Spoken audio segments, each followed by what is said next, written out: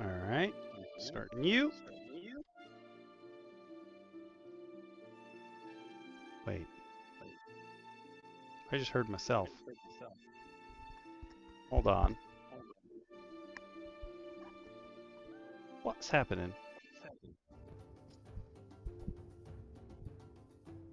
One sec.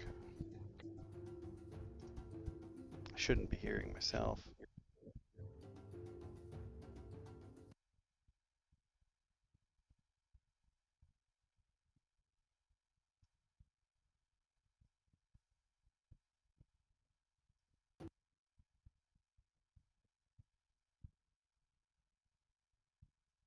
Is that it? One sec.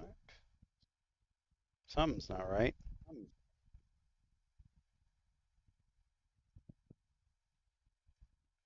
Is it you, bud?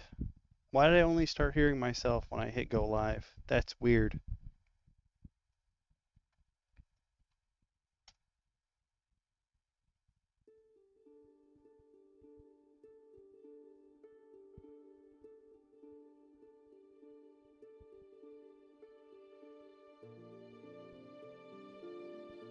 Ha ha ha.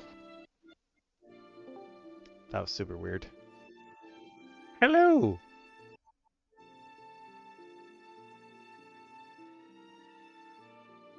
I do believe that is a DM Shin.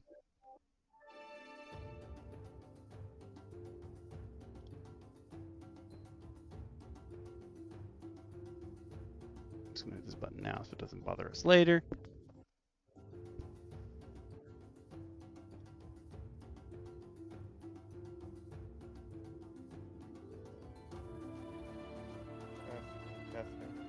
Now I can hear you. Never ever trust certain branded USB-C cables.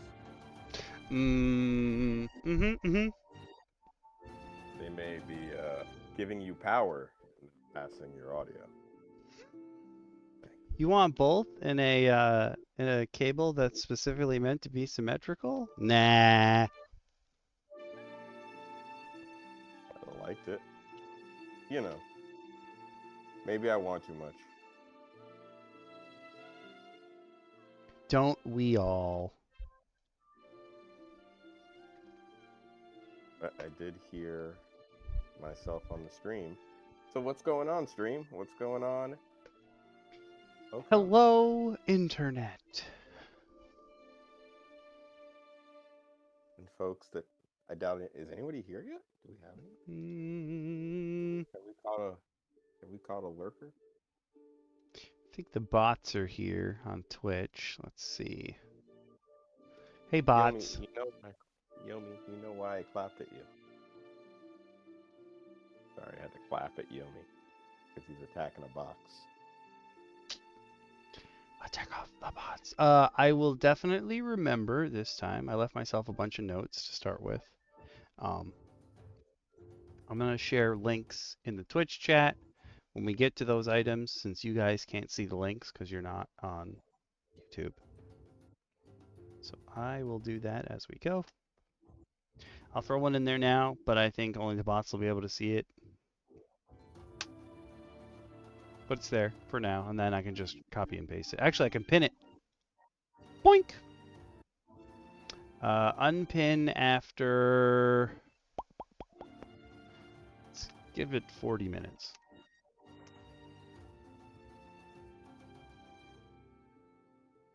Yeah. Too bad. Yeah. Okay. Welcome, everybody. Now people are starting to filter in. We started early just to make sure everything is working, and you know, once you hit that go live button, that's when everything fails. So I got duplicate voice for no reason when I hit live, but it was fine up until then.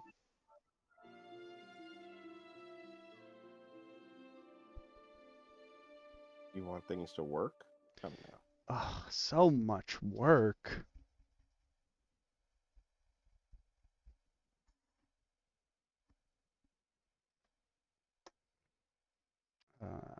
Let me that go on. For those of you who happen to be in here early, before we get into the rest of the stuff, I finally made it. I cataloged all my doubles cards and all my decks from Magic. So what you actually voted on that you'd like to see as clerical streams, I've started them. I found out there's a way to cheat the multiple output OBS plugin and just stream on Twitch. I have to make it think I'm going to stream on YouTube, but not actually go live because YouTube is my primary. And then once it says I'm streaming in air quotes, I can start the Twitch stream. So I've been doing some of the adding to the D&D music overhaul sheet, which means there's more stuff for y'all to get if you become a patron on Patreon or a YouTube member. And no, I haven't Oh my goodness, he did checked it Twitch without me yet. doing it. Folks, this is a monumental moment. I Ryan wrote has myself a promoted note. his own patron membership, which means, folks, that once again, as he already said, he will not be drinking LaCroix this week because he has done his civic duty. I got Agreed. all worried about Support. Patreon because I logged in yesterday? No, what day is today? Today's Monday. I logged in today. I follow um, Moonlight Maps, and then he gives out a new map every Monday. And when I logged in to get my new map, which is doubly funny because I don't really play on Roll20 or any of the virtual tabletops, but I still get his maps every week. And I logged in, and it was like, you missed 8 messages. And I was like, I what now? How many? What? Huh? I missed messages on Patreon? From what? And it was all just like, oh, these people posted. And I was like, I know, you send me emails for that. Don't scare me.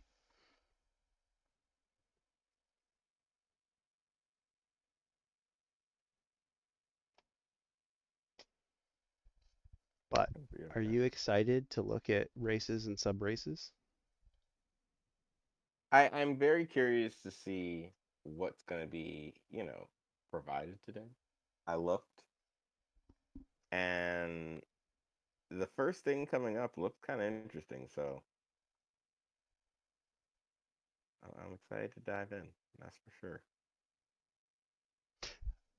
I have not heard from DM Bacon, but I'm going to assume that Bacon's not coming tonight. And everyone's favorite venerable dungeon mommy just messaged me to tell me that she was sick, so she won't be joining us either. Well, love to DM Bacon and well wellness beams. Someone cast a cure or lesser restoration actually. I think on a DM mommy. I think he's gonna need that right now. Feel Oh, better, mommy. It's like when when like a little kid gives their mom chicken mhm. soup and it just like spills everywhere, and you're just like, it's okay.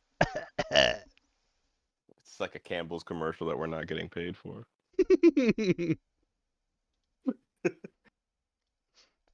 Yeah, yeah.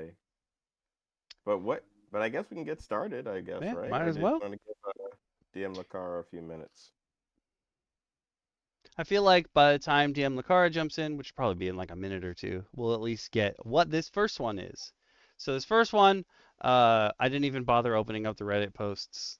It's silly when like the actual link is going to be in there anyway. But the only thing I have to mention is that this one is by the username is SelfishEnd. It's not listed anywhere on the home brewery, but this is Half Giant by SelfishEnd. You can find the link. It is currently pinned in the Twitch chat, and it will stay there for a little bit. And you can also find the link in the YouTube description if you're watching the video there or if you're following the VOD.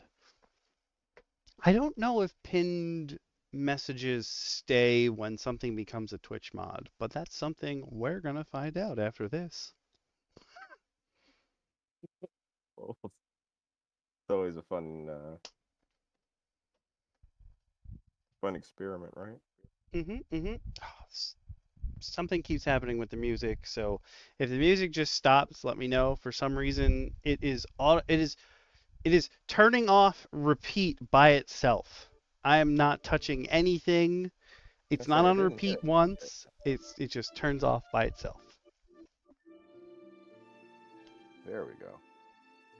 Come All right. back. Okay, cool. So, what are we diving into? Okay. We're Oh, diving and into. anyway, if you don't know, hi, Oh, right. and welcome to DM Roundtable. Mm-hmm. I am not the host. He is. But I like to consider myself at this point semi-consistent co-hosting duty, It's and true. everyone's least favorite occasional content creator, DM Shin. I Happy to believe be in you. back. I am a GM and DM for 5e, as well as dabbling in other tabletop games, as well as a player in as many as I can be. And I'm happy to be here to help my friend out, talking about tabletop stuff. Hell yeah. I'll be your host for the night and for the series in general. You can call me Kage or Okami or Scott, whatever you prefer, or just DM host, I guess. DM host makes me sound like a parasite. I mean, I I depends on how you mean, look at it, I guess. Let's go with that's symbiote. That sounds nicer. are you like the carnage of dice? I think so. My dice are out for blood these days. That's fair. That's But fair. DM Roundtable is a show where we get together as DMs and look at some supplements that other people have presented, and then we'll tell you about them. We'll say what we think about them. We'll say we would use them in a game. And if it's one that I personally would use in a game, it gets thrown in the D&D repository, which is accessible if you're a YouTube member or a patron on Patreon, and you too can look through all my stuff and ask me questions about it, because those will be episodes and what have you. But this week's episode, we're going through races and subraces for the first time, and we're starting with Half Giant by SelfishEnd. And the first thing I'm going to say is commonly confused with Goliaths. Yes, that totally makes sense, but Huh? also canonically, at least in Forgotten Realms lore, Goliaths aren't actually related to giants. It's up to the DM to choose one of their weird Joker style origins, where one of them is that they are related to giants. But most people think that they weren't giants, they were either cursed or offered a boon by someone else to be bigger. Yeah, I've seen one where they are the DM has to color all of them kind of like grayscale-ish skin tones Mm-hmm, to kind of mm-hmm. give them a stone-like appearance, and that it's the belief that they are people who went into the mountains and then became one with the mountain, and in turn gained the size of the mountain. And I was like, that's an interesting take. And then another was that they were created, a created race, given life from the bones of fallen warriors. And I was like, that's Ooh, that's a also very cool one. interesting. One of the other ones is that they were originally gnomes who wished to be taller as a group. They made a group wish spell, which I'm just imagining like a bunch of like level 9 plus gnomes, just like level 9 spellcasting gnomes throwing their hands to the skies and just like just one collective wish just scrolling up their entire lineage. I want to be tall. It's not fair. That's why Goliaths aren't really magically gifted. It all went into pulling out their spines, not like Mhm. fatality wise, just like sitting on the rack wise. We want to get on the ride.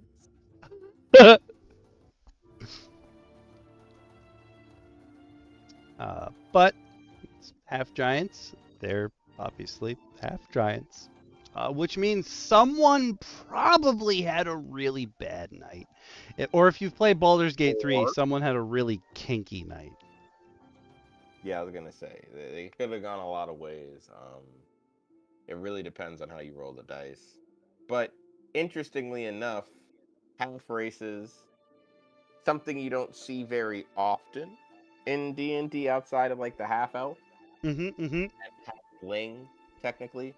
Uh, but a big part of second edition and the Mystara campaign, and well, more and sometimes even in the Dark Sun setting, had a bunch of half things. It was, of course, in a much less pretty method, of experimentation and breeding, but Mm, mm, mm. it's kind of cool to see half giants. I don't know if they were in there at the time, maybe as a non-playable race, but to see Mm. them come back is kind of cool.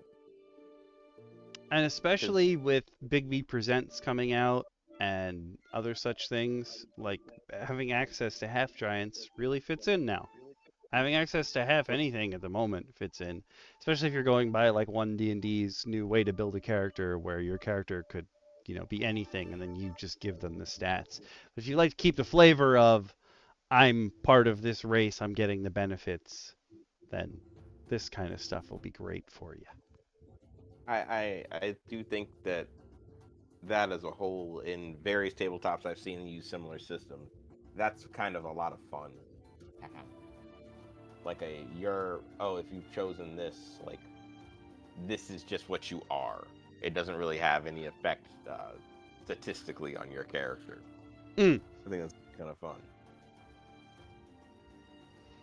One thing that they mention here, I believe that this was created before Big B Presents came out and before canonically the ordning was shattered.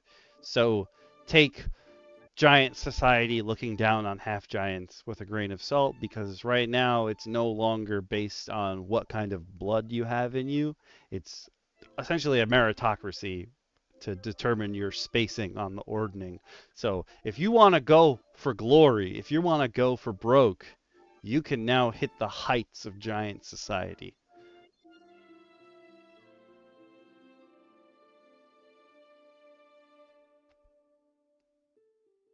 And obviously, if you're same thing with Goliaths, like if you're just a regular human and this gigantic dude lumbers over to you, you'll be scared. Yep, for sure you'll be scared. Oh yeah. I think there's a level of fear that will instantaneously grip you.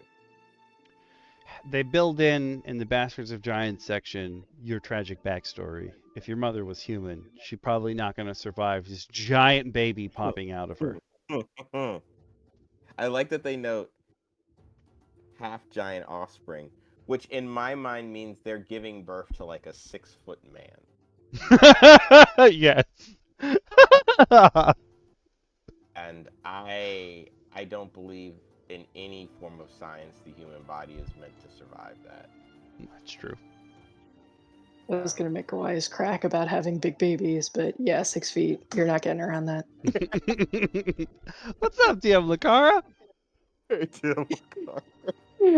Hey. What a time for you to like slide in, just like so. No one's surviving the birth of a giant baby. Like what? Well, my only other comment was I just really want to make like a half giant, half halfling. Ooh, And that'll be they our end up next supplement. they just look like a human. Oh, you're so mean. They'll spend their whole life being like, I'm special. They're I like, swear. dude, no, you're not. It's like he gets the lucky feat, and he's like, I told you, I can re-roll bad times, and people are like, dude, it just you dodged, like whatever. Yeah. He's like, no, seriously. You give him the commoner background. I mean, you've got a great character right there. He's like climbing up. He's like, I feel really good in this mountainous air, and they're like, dude, you're just weird. Yeah, it's called a hobby. Everyone has one. Right, and he's just like, what? Why did no one believe me? Just want to love it, man. But yes, thank you for joining us. I don't know if you caught the beginning, but I don't think DM Bacon will be here, and Dungeon Mommy's sick, so it looks like it's the three of us this time. Well, I hope she's okay. Me too. The message I got was, hey, I'm dead right now. I was like, impressive. I don't think I can pilot my corpse like that. Powerful phylactery. That's Vecna levels of improving. right there. The DM you are trying to reach is currently dead. Please leave a message on the phylactery here. Beep.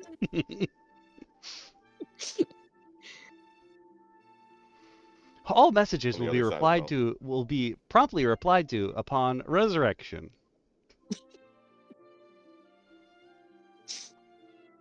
The person listening to it's like, nah, I know them. It definitely won't. I don't believe you. It's like, can't help that. It's true. Oh, excuse me. It's okay. Oh, that was a buffalo burp. Ugh. Oh, God. But I see here following that, though, it seems that these half giants are also noted to want to really fight to be accepted. It's kind of an interesting narrative hook built into your race. Especially with the ordning being shattered, like, hey, go for glory. Go for. I mean, I'm saying glory as if it's only good things, but there's plenty of, even currently, canonically in the Forgotten Realms, there's plenty of giant-blooded creatures right now that are just going for infamy because it's still based on, like, how well known you are. You don't gotta be doing good stuff. But I do like this idea of being like, while there is a ton of fantasy racism just like caked into every system, what have you, this whole like, oh, based on what kind of giant blood you have, being like a frost blood or a cloud blood, like you have your own gangs right from the get-go. Yeah. Which is kind of cool. Also kind of scary, though.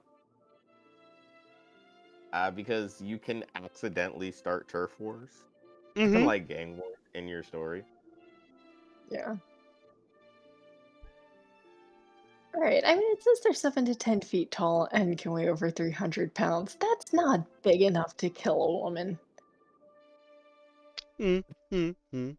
Unless they're already like half grown at birth, but it says they reach adulthood at the same age as humans. They just live longer, yeah. Yeah. Oh, it doesn't have a... Oh, it's probably part of whatever else you are. I was gonna say it doesn't have a third. Yeah. Whatever kind of giant you are is where the third ability score increase comes from. Okay. Naturally, your base one is your strength goes up by 2. Yeah, that makes sense. I thought that was going to be Constitution, but I guess strength makes sense. Oh. I think strength makes just a tiny bit more. Constitution would be nice because I think not enough pulls from the Constitution stat. Yeah. I think it kind of falls into that like everyone pumps strength, dex into charisma, and like you really get wisdom if you need it, but not enough people are playing clerics out here, I think. True. The 7 and 10 feet tall, like that's something that's very difficult to explain to like rules lawyer players, that you're still medium even though you're the same size as large. I get into arguments in my campaign about that all the time because we have a Goliath who's 8 feet tall and he still technically fits into medium, and they're like, he's not, and I'm like, I know that and you know that, but to keep him in line with the rest of all the character races, he's still medium. Well, now I'm just picturing a Goliath with like T-Rex arms, though. I mean, I'm not gonna lie, that's not the worst thing I've heard. I kind of actually enjoy that imagery. I like it. He's just got abnormally short arms. He's really tall. It's like, I can't help it. This is just who I am. If that happened in the campaign, there is no way that I could have a character like that exist without running the Meet the Robinson scenario with them. It's not possible for me to not have Why aren't you capturing the boy? I have a big head, little arms, and you did not think this through. But you have to do it with the dramatic waving that he was doing. Yeah. I've never seen that movie, but I have seen that scene 1,000 times. I also don't think I've seen the very end of that movie, and I've seen that scene like 6 million times. Yeah. I have seen no popular movies from this country, so I just don't even weigh in on those things. Aww. I can Besides tell Lord you of the there's Rings. You've seen Lord of the Rings. That's New Zealand. Mm, That's mm, fair. mm. That's Kiwi stuff. Love Kiwi stuff. Okay, before I gush about Taika Waititi, I'm gonna move in. Move Oh in yeah. with. I mean, I would move into to the Shire, sure, but nope. As long as they have internet, it's okay by me. But next up, your trait is Giantkin. You get to be considered both giant and humanoid. Interesting. It just Only seems like a liability. Yeah, yeah. you're you have an extra type to get shit on for. Yeah. It's like, oh, you're big, but you're also human, and it's like, damn, that shouldn't hurt, but it does. Well, like, Hurts let's both be honest, physically and especially, mentally. especially coupled with the fact that your whole goal is to be accepted by the pure giants. You're kind of like, yo, check me out. I'm a giant too. They're like, and a human. And you're like, but bro, the giant is there, right? And they're just there to shit on you because you're just considered a human and a giant. Yep. Like they can't unsee it. and I mean, let's be honest, the only time creature type comes up is when someone's trying to cast a spell to kill you. It's true. Also true. It's like a humanoid. It's like a giant depth fog, Yeah. and it's just like, I shouldn't be in here. Yeah. It's like you don't die, but you get your health drained per round. Like, Yeah, like what if your teammate accidentally shoots you with an arrow of giant slaying? Like, oh no. oh You my did. god, that's hilarious. I had a That's misfire, and there's just you in the corner with X's over your eyes. There's arrow embedded in your chest. It's like, hey, can you roll for a new character? Have you guys ever incorporated a friendly fire mechanic into your games? Yes, yes. Kind of. I do it with spells a lot. Yeah. I prefer it with spells. However, I will do it. I had a situation where a guy was using a longbow. They were in magical darkness. I kept explaining to him, unless you have blind sight or some way to see through magical darkness or like a tremor sense, you're not going to hit anything. You're probably going to hit a friend. He's like, no, I got it. And so I said, okay, but I'm going to have you roll. And I looked at counted the number of creatures. I was like, I'm going to have you roll a d10. And you want to hit these numbers. If you hit any of these other numbers, you hit your teammates no matter what your roll to hit is. And he's like, okay. So he rolls. He hits a nat 20. Oh god. He rolls the d10. He hits the cleric holding up Bless. Owies. On a crit with his longbow. Oh my god, that's like the worst person he could have shot. He rolls damage, drops her. She's screaming. I'm dying laughing. And he goes, I didn't know. And the other person who's playing their fighter, he just goes, bro, he said we're in magical darkness. All we had to do was try and go forward and get out the darkness. And you decided to shoot? He goes, what the hell is wrong with you? I couldn't contain myself, to be quite honest. You It was, shot me. yeah, but again, it's a situation where I think friendly fire is fair. You Yeah. know? if I tell you the room is spinning and you're trying to get a perfect bank shot off, it's going to be at least a disadvantage. Absolutely. Or even if you go back in time and or anytime someone uses the mirror image spell, you roll to see which illusion it is. Or if it hits you at all. So I think those are kind of things that are fair to incorporate in a game. Because you do have to think about this if you want to give players a more realistic feel. Yeah, a wide 15-foot swing of your axe should potentially hit the guy standing right next to you unless they're trying to dodge it. We definitely do that on like big swings. Like our ranger has, what is it, Horde Breaker, I think is the one where you swing at all the people around you in a circle. You'll hit your teammates. But in that same vein, the first time players run into someone who has like army arcana, like the Hobgoblin Devastator, where even if he uses an AoE spell, he can choose which people take damage and which don't. Like when they run into someone with army arcana for the first time, and they're like, oh no, he's gonna blow up his teammates, and like all of you are now fried, and the teammates are just like, that's nice. I mean, if the Fire Genasi sorcerer throws a fireball into the Fire Genasi paladins and clerics down there while fighting your party, they're all Fire Genasi at the end of the day. You're not. They're going to be fine. Yeah.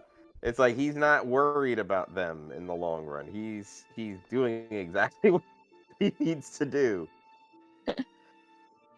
So, I do think those are very fair things to put in. Yeah, I think it's fair mechanic. I think it's a very fair mechanic to throw in there, and you gotta roll with the punches sometimes. I would incorporate it, I'm like kind of at a disadvantage in a way because our entire party is, with the exception of one player that just left, are board game players, like hardcore Euro gamers. So it's like they're not the type of people that are going to blunder into that situation. They're the ones that sit there for like 10 minutes figuring out exactly the line of sight for the spell they're about to cast. So gotcha. It would be fun, but also I don't think it's something that would ever actually come out with this group. Fair. They're too tactical. That's very fair. Tactical play requires a level of understanding, I think, and a level of comfort too in the player, because a lot of times, I can even say as a player, I don't necessarily want to think about where my Thunder Wave spell is going, but I've also deafened my teammates accidentally because I didn't.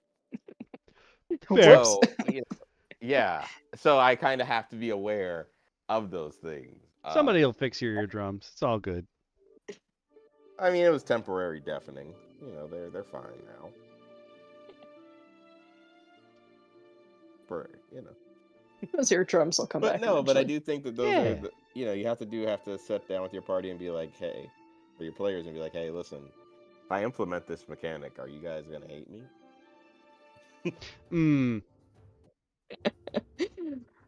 Yeah. If so, okay, let's not do it. But we actually have very few casters, and the one wizard that we have is Abjuration.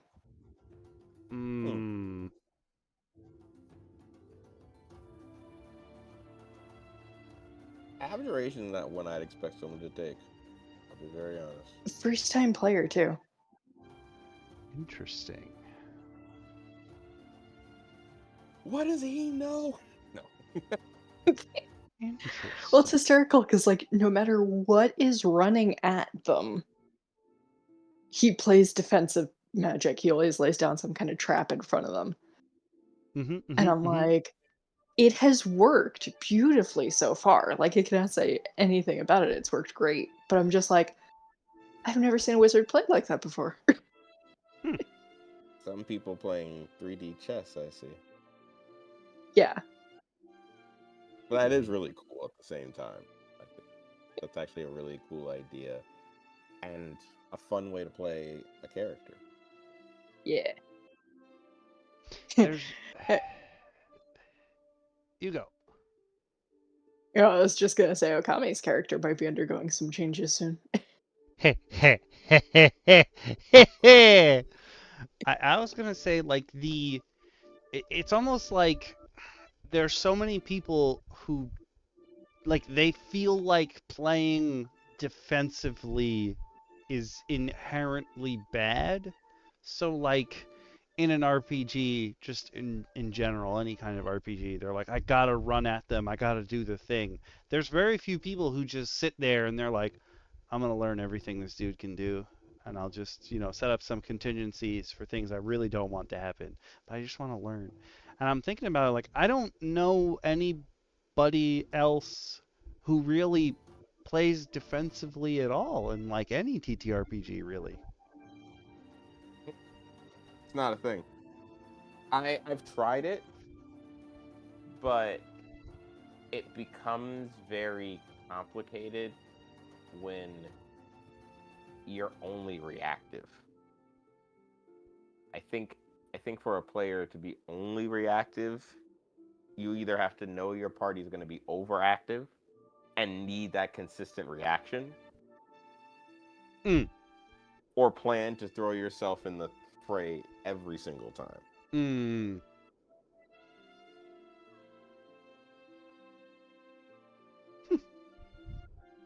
That's something to think about. Anyway, thinking of more Goliathy, gianty things, Mountain-born. You're acclimated to high altitude, including elevations above 20,000 feet. I don't know how often this comes up in normal people's games. I'm just putting that out there. Like, unless you're all frost or cloud giants chilling at the top of some summit or peak, or in your flying city ship, Mountain-born, neat idea and makes sense within the character, but doesn't really come up a lot in most games. Yeah. Yeah. I don't think I've ever punished people for altitudes, and at best they're in a mountain cave, like looking for a dragon's nest or some kind of structure. So the inside of it I consider just breathable air, things of that nature. I'm actually going to be messing with some of that stuff, but I guess space. Yeah. Oh, yeah, that tracks. That tracks. But also, like, they still need air. Like, they're not going to survive vacuum. I've been looking through the Flea Mortals book for some reason. Grim, I think Grim also owns the book. He's in the chat. But I've been looking through that book for some reason because I needed something recently. And I noticed that normally lizard folk are listed as amphibious. But for some reason, MCDM decided to change amphibious to can only hold your breath for 10 minutes. And I was like, yeah, you're giving them a limitation, but like, why? Like, when is that gonna come up? Because even if you're using them as combat creatures, when have you ever had a combat that went 60 rounds? That's a little ridiculous. I hate to say it, but that's a little ridiculous. And also, like, they're not holding their breath. They're breathing. Yeah. At least that's what we were led to believe. The belief was that they've been breathing the whole time. Yeah, because that also makes the difference between them being able to still cast spells underwater and not that have verbal components. Also true. Yeah, wow. That does have a huge influence. Wow, that shifts a lot of things. You're right. Why are they hating on lizard folk all of a sudden? Oh, they took away their lore? Yeah. Now they're hating on them? Come on, I don't know why everyone's hating on lizard folks. Whack. Give us the good lizard folk back. Leave lizard folk alone, please, people. All That right, the matters are lizard Falco. folk, Not the my lizard, lizard folk. lizard folk code. Yo, I will. We need lizard folk, Moses. Okay, we need this help. Please help us save the lizard folk and stop the abomination that is the destruction of their lore. I mean, Bad enough. I get the whole thing about the cannibalism, but honestly, like the way it was put is way more to me like the Fremen thing of like the water of the tribe. Hmm. Like it wasn't just like, oh, we don't care about people, so we eat them. Like it had significance. It Yeah. was very reminiscent of Dune. And I was like, it made sense. Like, is it fun? Like, am I gonna adopt it? No. Like, it made sense. Yeah. Like me playing this lizard folk, I'm sure there are people who would play a lizard folk and then like stick a fake tail on their butt and be like, I'm a lizard now. Lizard. Mm. But like most of us aren't going to be like, I eat people now. Haha, and just start munching on our friends. It's funny though because recently another, I guess, semi-lizard folk, but lizard adjacent, Magic the Gathering, another WotC owned production, changed all of their Naga to be considered snakes. I'm like, don't take that away from them. They're snake people. And they Yeah, changed that's their whole thing is that they don't want it to be snakes. Mm-hmm. and And they changed eroded foliage. via Shino, who are clearly dragonborn. They're Yep. 100% dragonborn. They turned them into lizards. Well, they turned cephalids into octopuses. See, that's just bad biology. If they're called cephalids, they're clearly squid. Yes. I say this having no idea what it is. Know nothing about magic. Listen, you come with true facts. That's Yeah. all. You come with science. They can't deny that.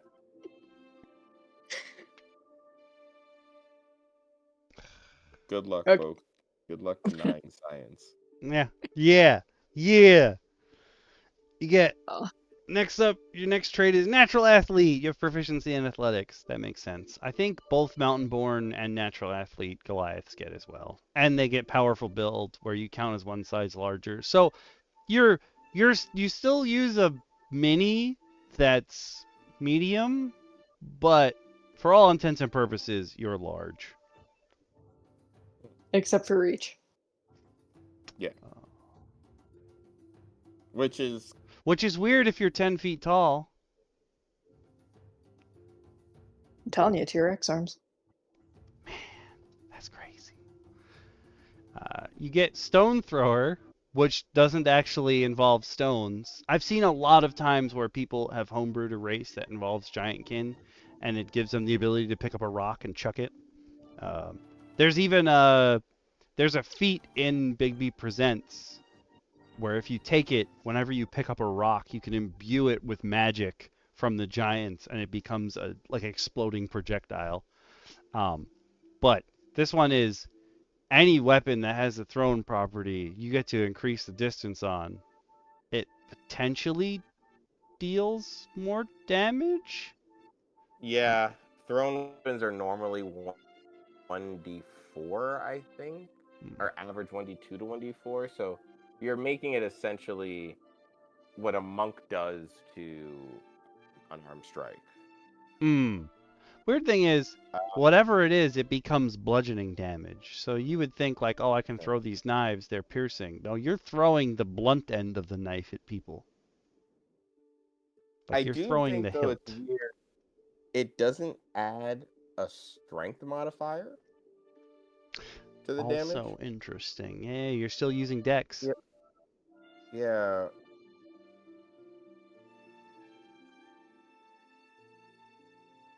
You would think because it's giving you this kind of like forced strength additional score, you're going to use your strength because you're not throwing it dexterously, which would allow you to hit the piercing end. You're just flinging this thing like it's a rock. Hmm. So you should, I would maybe, if I'm giving this to someone, I might say you can now use strength instead for thrown weapons. Hmm. But that would probably be my biggest change. And again, it's a very hit or miss minimal change that I might not even fight for, you know? You also got to think about it as like how many people are throwing their weapons away. Yeah. Next one's your languages. That makes total sense. You can speak, read, write, common, and giant. Sure. Sure. Subraces are where your extra traits come in. So depending on what kind of giant, had sex with your mom, or vice versa. Maybe the giant was the lady. I don't know. Maybe you were miraculously conceived within a human that they just wanted to have like a mini chest burster type thing happen. I don't know. The first one's Cloud Blood. So if you came from a cloud giant, your charisma score, so this is where that +1 comes in. It'll be in your sub race. You'll get charisma +1 if you're a cloud giant. And you get keen smell. Is that a thing? Is that a joke because of is that a joke specifically related to like Jack and the Beanstalk? Oh, maybe. I thought it was just because they were like air related. Yeah. Oh, that makes sense too. I was like, I don't actually know if cloud giants have keen smell. I've never. City of Beyond. Do you have keen smell? Is that a thing? Never tried to smell a giant. They do have keen smell. Interesting. I've never come across that coming up anywhere with a cloud giant before. I feel like Yeah, I think you're right. That's okay. All right, Kudos cool. to the cloud giant for yeah. Kudos to the cloud giant for having something no one expected. Fee, fi, fo, fum. I can smell where you're coming from. Oh, and you get cloud giant magic. Oh, okay, not all of them get magic, but cloud giants do. You get to learn light. At 3rd level, you get fog cloud. At 5th level, you get misty step. Listen, anything that gives you misty step, you should go for that. Just putting that out there. Misty step can save you in so many situations. Can we just note that we're talking about Misty Step as in a giant 7 to 10 foot tall creature appearing and reappearing within 30 feet within an instant as a bonus action? I would That is waste at frightening. least one in like every city we were in just to poof poof right behind someone and just go sup in their ear. Just mwah. I would make a monk use it to Misty Step up in the air to give an elbow drop every time. Just a giant elbow drop on like an enemy party at the beginning of combat. Oh, that's As a great. bonus. I love this. You know, like what do you want to do? I Misty Step 30 feet into the air. I'm a monk, so I don't have to worry about falling. Mm-hmm. And I frog splash everyone using the weight of my 10-foot, 300-pound body. Frog splash. I love it. Oh, it's actually wait, did the no, cloud giants instead of it seems like a bunch of them are gonna get resistance. Okay. Instead of magic, you'll get resistance. Okay. So it's really depending on which giant type you have. I figured it was all going to be like fairly rote, like you get ability score increase, you get this next thing, you get this next thing, but they're pretty well tailored. Good job, SelfishEnd. Mm-hmm. Next up's Fireblood. Your ability score increase is Wisdom, which is cool. Oh, he wants to bring in the ability, fire-like. In 4th edition, the Genasi had whatever their element was. Their hair was that element, and 5th edition doesn't use that. And when I started my campaign, 2 of my players are Genasi. We have a fire Genasi and a water Genasi. And the fire Genasi was talking to me, and he was like, "Oh yeah, so I have like red hair that it looks like fire, but it's not actually on fire." And our water Genasi was like, "No, everyone's got their element on top of their head. So I've got water." And I was like, "That's not how it works." And they were arguing with me. I was like, "You're looking at the 4th edition version of Genasi. They used to have elements on top of their head, but not right now."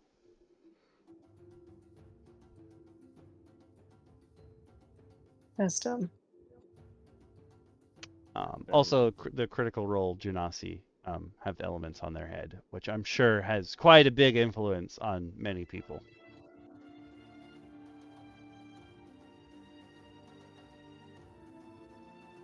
But you get Wisdom, you have Resistance to Fire Damage, and then you have Fire Giant Training. You have proficiency with Smith's Tools, your choice of heavy armor or shields, and you get to learn 3 martial weapons of your choice. Whenever you make an ability check using Smith's Tools, you get an extra 1d4 on them. So this is like, if you really want to be the blacksmith for your group, be a Fireblood half giant. Fireblood Forge cleric half giant. Oh, that's nice. That's hot, literally. I think that's the meta build for Fireblood giant. I like this. All right, next up we got Frostbloods. Blah blah blah blah blah. They got blue skin and they're cold. That makes sense. I like that it's Constitution here. Yeah. That's nice. Yeah. I appreciate the Constitution, and I appreciate the fact that it's just like you are literally built tough.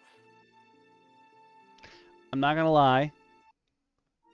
Do you get your cold resistance? That makes sense. You're a frost giant. The Icebrawn part, I just read the first sentence. You're acclimated to cold environments, and I was like, this better not be like, oh, you don't take the cold damage when you're in the cold, and that's it. The fact that you can move across and climb icy surfaces without making ability checks. Yeah, there's a frozen waterfall. I can You're actually freehanding it. Yeah, like I can say I've had this happen in Bacon's campaign. There's this temple-ish place that's like all it used to be flowing water, but now it's all frozen because a ice dragon, Like white Zora's dragon died domain. there. Like that would have come in so much handy. Just be able to climb. I'm just imagining Zora's domain in like Ocarina of Time. Just like everything frozen solid, just being able to climb to the top of things. That's so dope. Difficult terrain composed of ice or snow. If you're doing this in the tundra, like the frozen wastes, wherever they may be, this is a good choice. I mean, also thematically, because that's probably where frost giants live as well in your world. So far, I'm liking this. I don't know why, but all I thought of was a world where they have like winter sports. And it's like mountain climbing and stuff. And one of these guys walks up and everyone's like, ah. Like there's a mutant. He's one of the X-Men, but he was on Alpha Flight. North Star. He basically has like all his attributes are better than a normal human's, and he was an Olympian before his powers kicked in. And then when his powers developed, everyone was like, "Oh, obviously you've been cheating this whole time." And he's like, "No, I've always been good at sports. That's not fair." I was good on my own first. This is just a bonus. I'm extra better than you.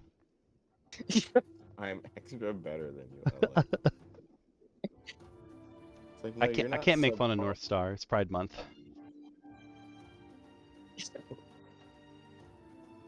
Equality means you get to make fun of everyone. That's true. Yeah. That's true. You've got me there.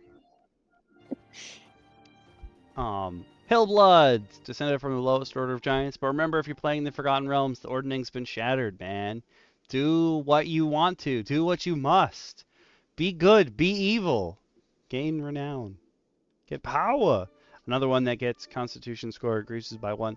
Iron Stomach, you almost never see, but the way that they're implementing it, instead of just like it's harder for you to get poisoned, you can drink potions as a bonus action.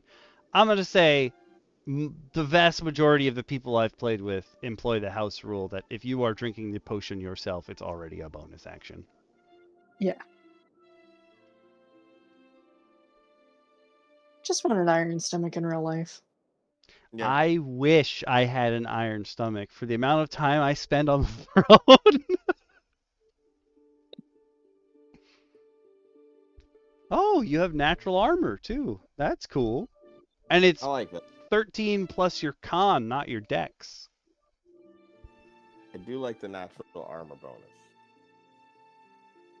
I feel like you could also, because they're supposed to be like dirty and not care about stuff, you could be like, this is the layer of dirt I've built up my entire life. Look at my magnificent mounds of dirt. Like, whoa, what is happening? Why is he rolling around in the mud again? What's wrong with him? I will come out Oh, more powerful than you could ever imagine.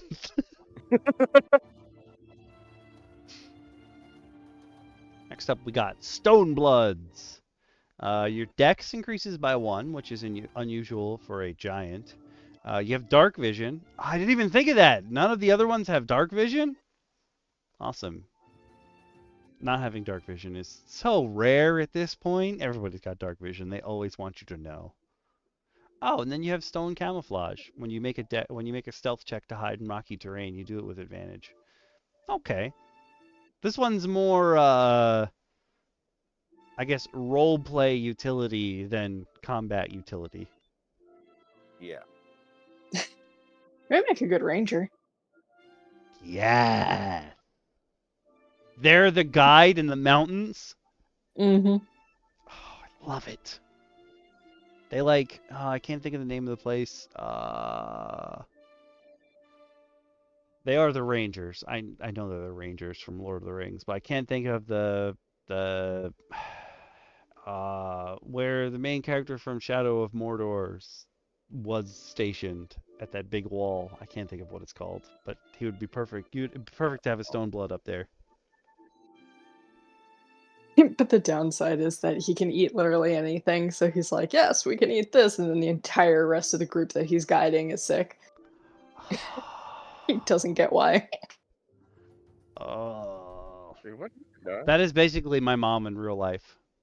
Oh, you guys Yeah. all ate that poison and now you're sick? I'm fine. That's not fair. Ooh, Stormblood gets 4 things. Your charisma increases by 1. You have resistance to lightning and thunder because it's the storm. You get light, witch bolt, and levitate.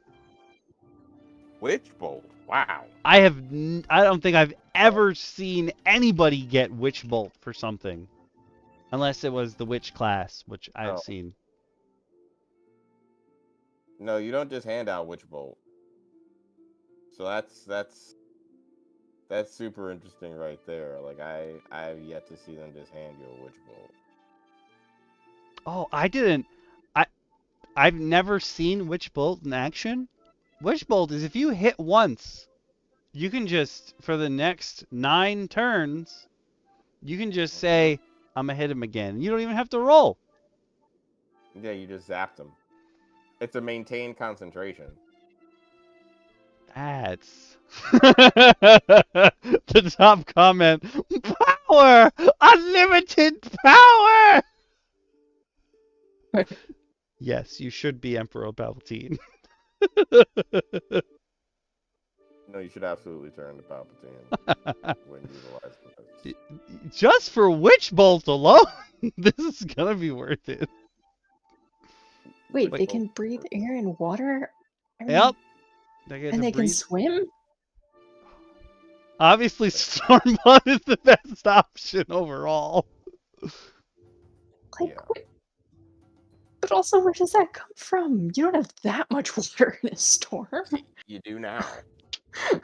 You do now. Wait, Ken, as a Stormblood half giant, you are water adept.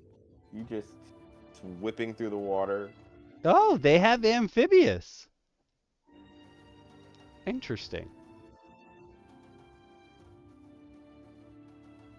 I didn't know that they had it. Just like I didn't know that cloud giants had keen smell. I didn't know that storm giants were amphibious. Look at them. They're already beating lizard folk at their own game. For lizard folk. Poor lizard folk. Justice for lizard folk. Not their fault. We need to make a lizard folk the like ancillary mascot. Oh. Murmur and a lizard folk. Yep. Murmur and a lizard folk, yes. Those will be our first. We're gonna make stuffed animals. Yes. Sell them on makeshift. It's gonna be Murmur and a lizard folk. Hugging. Hello. Hold on.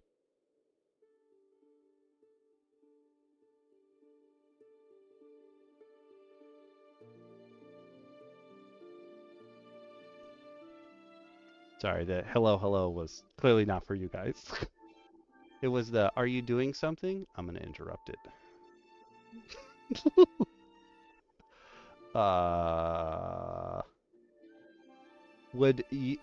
feel like half giant as a whole here, like you don't need to tweak anything to fit it into an already existing campaign.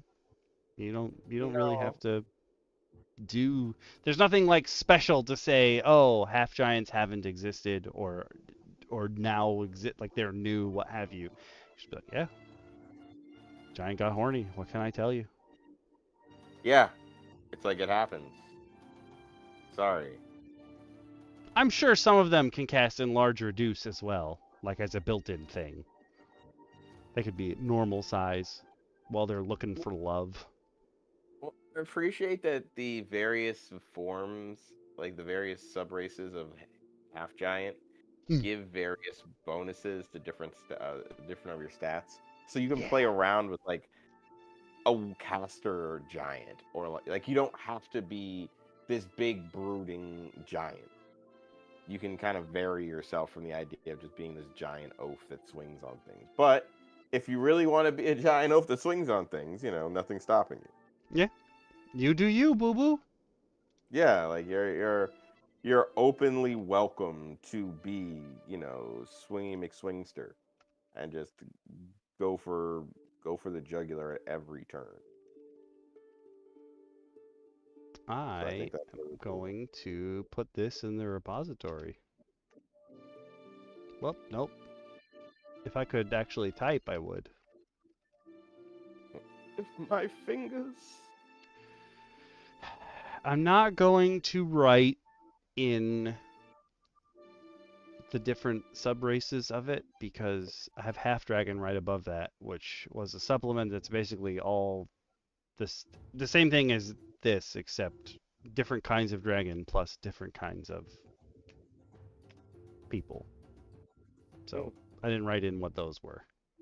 Not gonna put this one in either. Half giant staying in there. I like this one. This one's pretty good. Yeah. But now we get to move on to the one I'm super excited for. In before 1D&D changes everything, so you can put in whatever stats you want. Because the next one is how to make a hybrid race using dominant and recessive traits. Sounds like science. That's cool. I'm gonna change the music, so I'm gonna look for science. Have I ever written science? Yes, I have. It's a dungeon song, but I put science in here.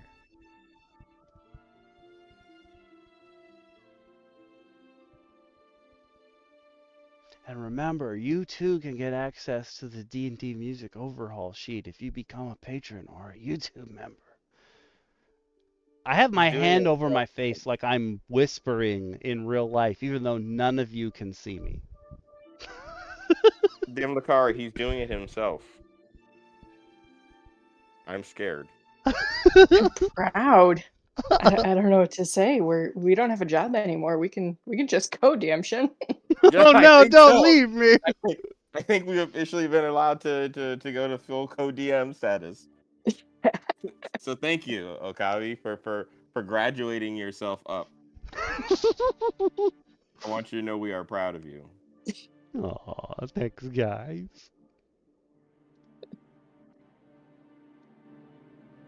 I'm gonna up this one's sound because I can't hear anything. But yeah, this guide's intended to assist you in creating a character born from 2 different races. So basically what you do is, it's kind of like the same way that Half Giant was set up, where like just for being a Half Giant, you get all this stuff, and then you get a little bit more from whatever your sub-race of giant heritage was. This is kind of like that, where your dominants are like your +2 stat boost, and then something, something, and then your recessive trait is going to be like your +1 ability score increase. And usually, I was trying to figure out if there was a set amount of, how do I say this? I was trying to figure out if there was a set of, like, was it like, oh, all your attacks are dominant or recessive, or are your movement abilities dominant or recessive? And that's not really the way this is set up. But this particular supplement is, I'm going to throw it up on Twitch for those of you that are watching on Twitch, if you want to follow along or you want to look at this yourself. This one is by their Reddit username is CuttlefishWarrior, but their name on GM Binder is RyanStelling. That's a wide change. Again, you got to go in and be like, am I okay to do this, DM? Please let me know, yada, yada, yada. Obviously, if you're going to do this the 1D&D way, as I've said before, that's basically you just choose whatever skills you want. But this is a very cool, like, I want to show you that I am descended from these 2 races. I think it is just super cool to do that. Yeah, I agree. There's also a lot of like, hey, this is stuff that exists in the real world, but obviously this is fantasy, so it doesn't necessarily fit in as it would in real life, which is good.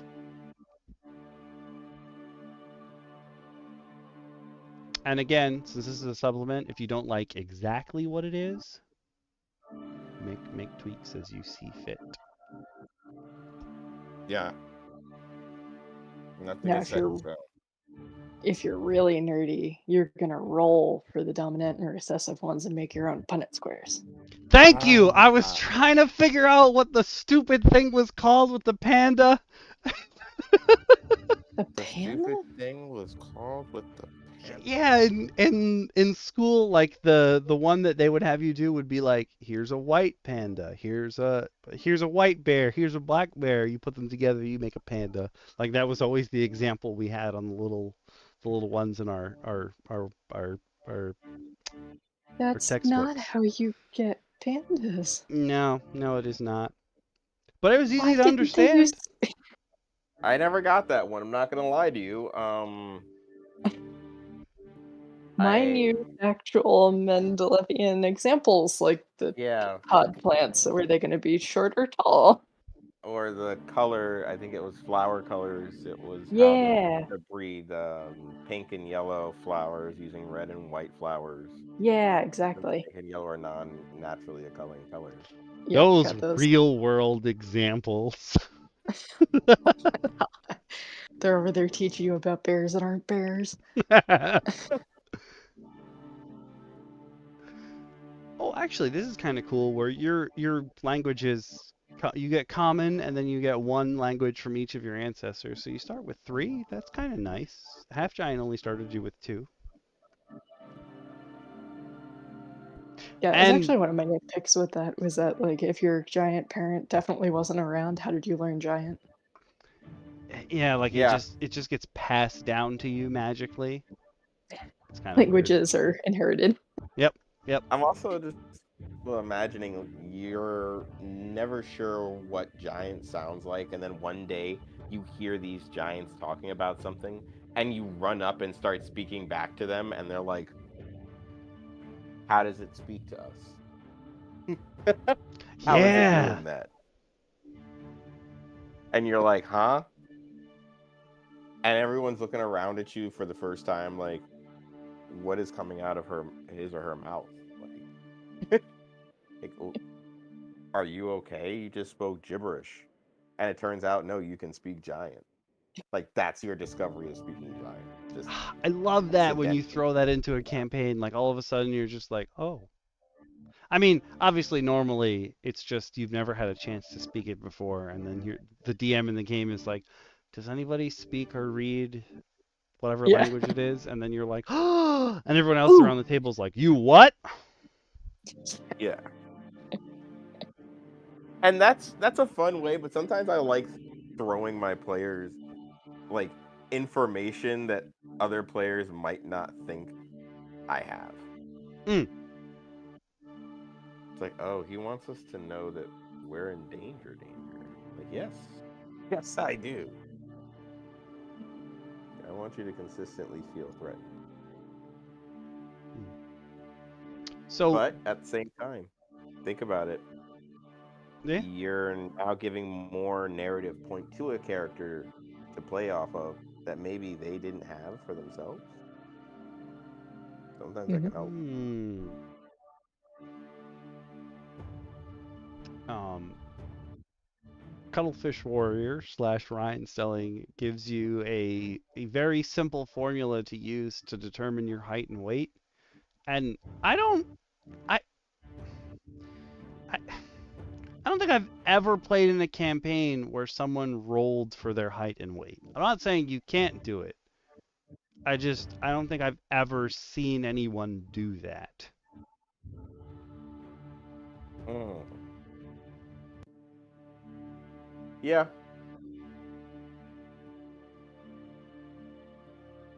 Yeah, I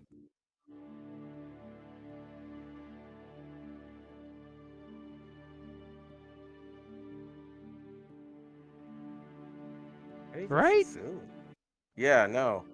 I was trying to rack my brain to think of a time that I maybe did, but I've never done it. Something to think about.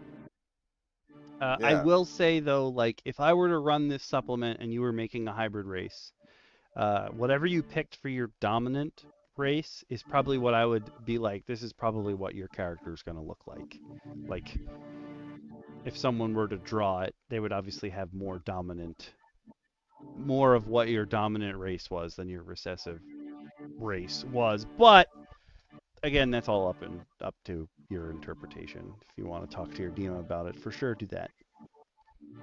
Right. Remember, Um, folks, always discuss it with your DM, please. yes, don't be doing things without chatting with the You, DM first, you can please. cook up you can cook up an entire generational shift, and your DM will just look at you and just go, "What am I supposed to do with this?" You don't want that to happen. Please don't make me change anymore. I can't possibly pull any more strands of red yarn together. Please. This is a desperate plea. But yeah, for Aarakocra, you've got your dominant traits are +2 dexterity, 25-foot speed. Are Aarakocra slower than I don't I don't think that's true. Do they mean I don't 25-foot think so. flying speed? I'm pretty sure Aarakocra aren't slower walking than the other races. I thought so. I know the bonus is that they can fly. They do have a flying speed from start, but I never thought of them as slower because of it. Let's see. Yeah, their regular speed is 30 feet. So why are you slower for looking like a bird? That one's a little weird. I would just change that to 30. I mean, now they want every race to be 30 feet base, so I would probably just bump that up to 30. Yeah, that is annoying. When you've got one character that's like 25, and you're like, Yeah. And then your recessive traits, you get +1 wisdom, and you have your talons. Obviously, I'm not going to give flight. I wouldn't make flight a recessive, but I would think that talons would be part of your dominant traits. Because, like, Yeah. it's hard to hide your claws. You know what I mean? Yeah. That I'm one's not a little imagining you having interesting. an easy time hiding. I can't imagine you having an easy time hiding those. All right, moving on. Asimar, dominant traits, +2 charisma, healing hands, and celestial resistance. Okay. And then recessive traits, dark vision and light bearer. But then depending on what kind of Asimar you are, like if you're protector, you get dominant radiant soul. If you're recessive, you get +1 wisdom. Scourge is you get radiant consumption as a dominant trait, +1 con as a recessive. And fallen is you get the necrotic shroud as your dominant trait, and your recessive trait is +1 strength. That's interesting. So if there's sub-races within them, it'll add to their dominant and recessive traits. Okay, that's pretty well thought out.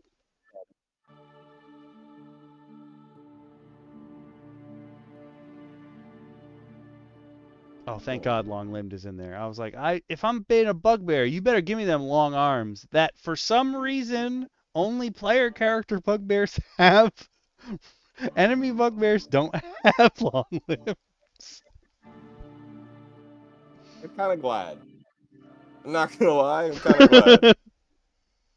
There's a certain level of terror that fills my mind when I think of that thing, just like flailing its arms at me. You get long limbed, As sneaky, I and surprise attack as your dominant traits, plus your +2 strength. That's pretty strong. I think I might want to be a furry guy.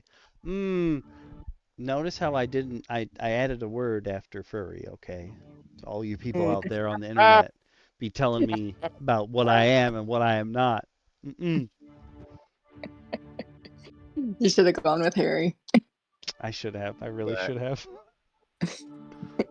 I was not prepared for that, and that was hilarious. I love how the way that you said that is exactly the way you say everything.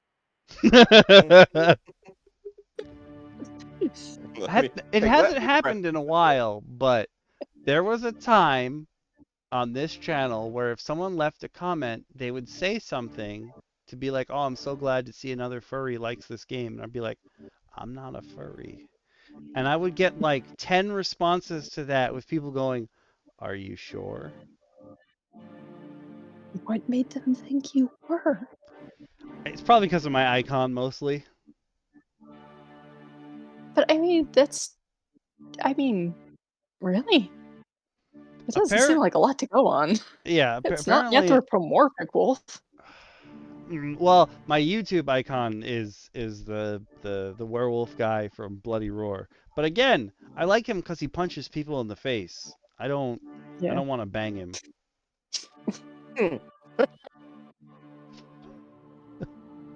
Sorry. It's just, the internet's a dangerous place. It's true. Yeah. Beware the internet, folks. I mean, if you're here, it's already too late, but, you know. It's true. Don't say we didn't warn you. Thank you for being here, but Yeah. we need you here because you're kind of our viewership. You're keeping me away from the sludge. Now that DM Lacara and I can officially retire to co-DMs, now that Okami is choosing to not eat sludge willingly. And no longer at gunpoint. Did we go over the recessive traits? Are powerful build, dark vision, and +1 to your dexterity. Powerful build is just that you count as one size larger when you're doing all your things. I mean, you already have the long limbs.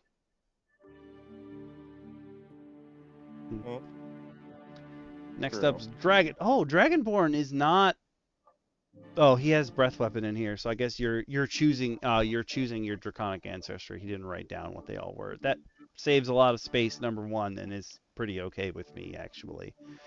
For your dominant trait, you choose what kind of dragon you descended from, and then you get their breath weapon. And then draconic ancestry generally has the damage resistance built in because it's part of your ancestry, but he's actually got the resistance as part of your recessive traits. Yeah, there's a Interesting. note at the top that says like basically everybody's resistances he moved to recessive to balance them. Because I Interesting. mean, when you look at it, the dominant traits are basically the entirety of the bumps for each Yeah. race. So that would be an insanely OP character if they also had all the resistances. That makes sense. Yeah. That makes sense. Dwarf.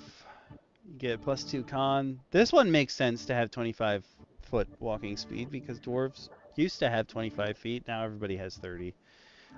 You get Dwarven Resilience, and my favorite ability ever, Stone Cunning. Stone Cunning.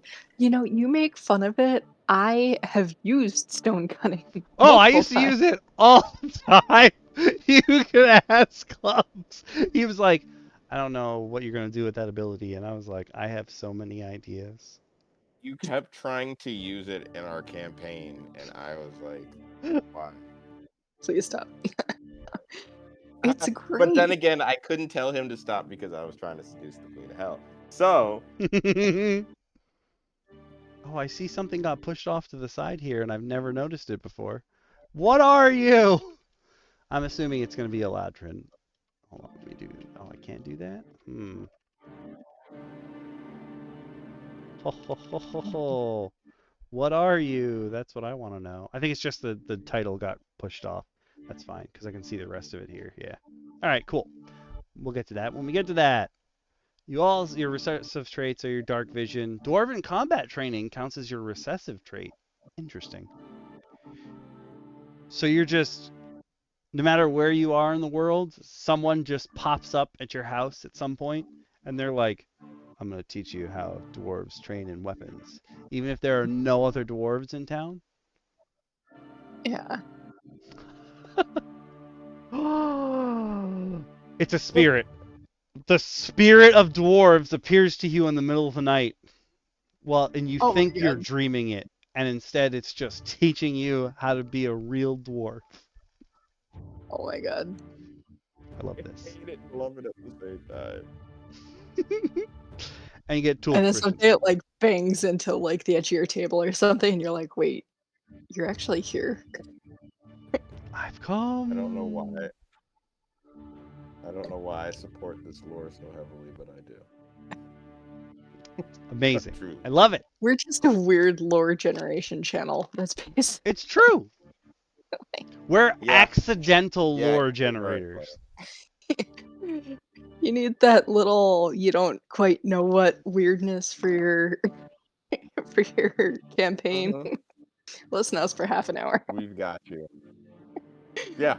Yeah, don't worry. We'll cook up something that you never would have thought of because you still have sense. We promise. Yep. If you're a hill dwarf, you get dwarven toughness as your dominant trait, recessive traits +1 wisdom. If you're a mountain dwarf, you get dwarven armor training as your dominant trait, and your recessive traits +1 strength. The Duergars, or apparently there's a split in the community where most people say Duergar, but apparently also Dwaegar is acceptable depending on who What? you're talking to. And I No. feel like that's just because somebody read that they were, well, somebody was explaining that they were gray dwarves, so they were like, oh, it must sound like that.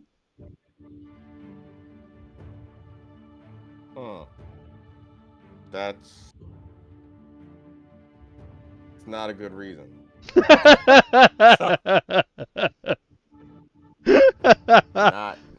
not really one to judge, but I'm gonna have to kind of judge and say that that's not really doing it for me. Yeah, I was sitting here trying to figure out in what language DUER would be glossed as Dway. Mm. Yeah, Mm. I have a Dway lot Gwarf. of questions. I have a multitude of questions that require answering.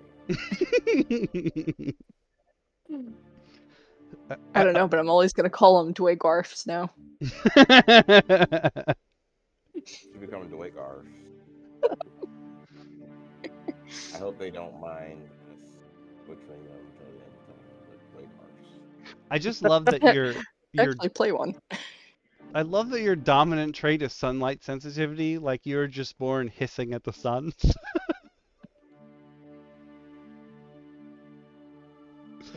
And you get their magic. That's pretty cool. Yeah. Yeah. Durgar magic is awesome.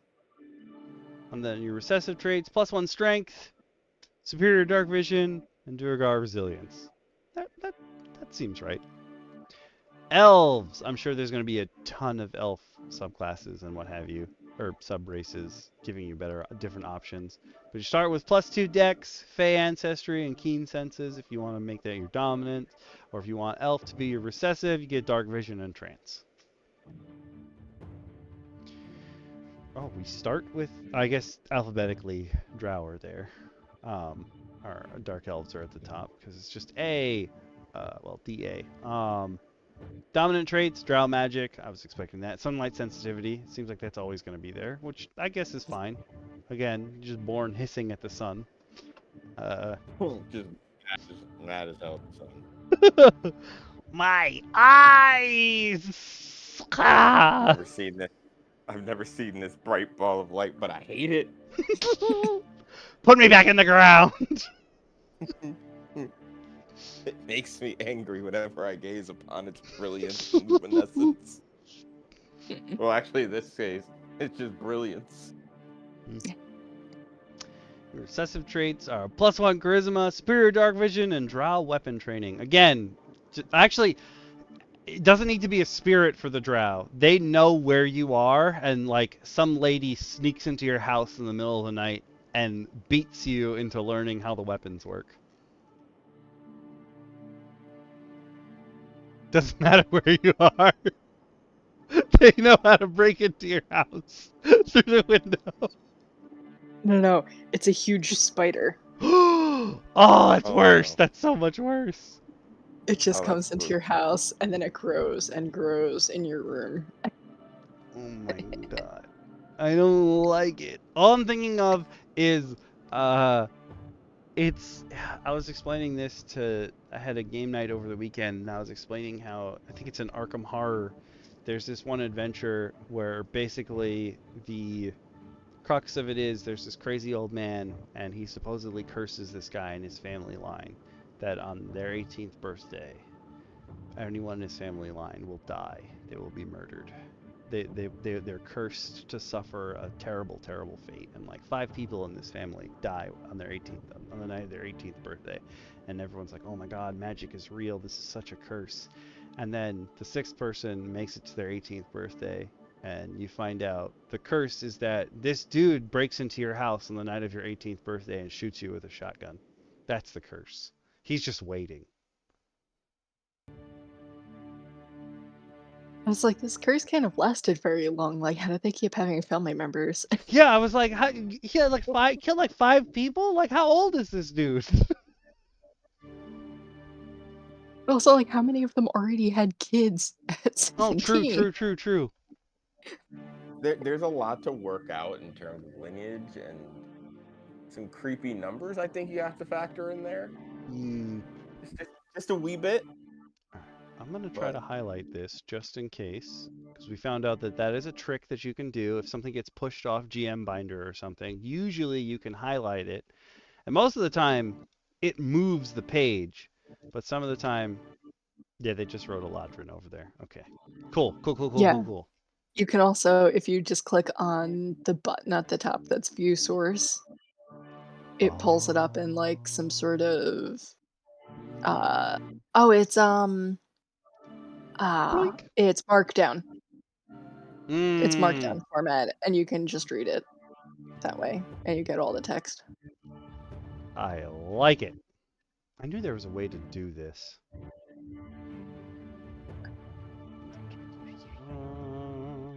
Ba-ba-da-ba-ba-ba-bum. Oh man, it's in Mark. I miss running a forum when forums were cool. Um, but we're through the drow. We're on to the Eladrin, which is the high elves, basically. Oh no, high elves are different. I don't know what they Yep. are. Dominant trait is phase step. All right, cool. Oh, Eladrin are the dudes that change based on the seasons. Gotcha. Never mind. Your recessive trait is +1 charisma. High elf dominant trait is cantrip. Can a high elf have any cantrip? I actually have no idea. They're really leaning into the idea of Ultra. Like this idea of a high elf, wood elf, kind of like.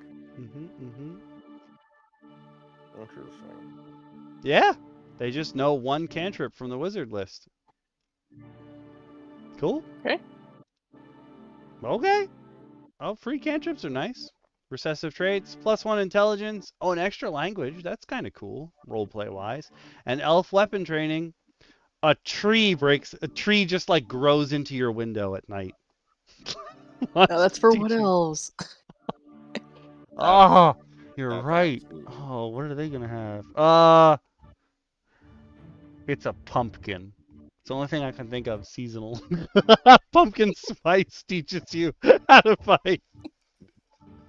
That's absolutely hilarious.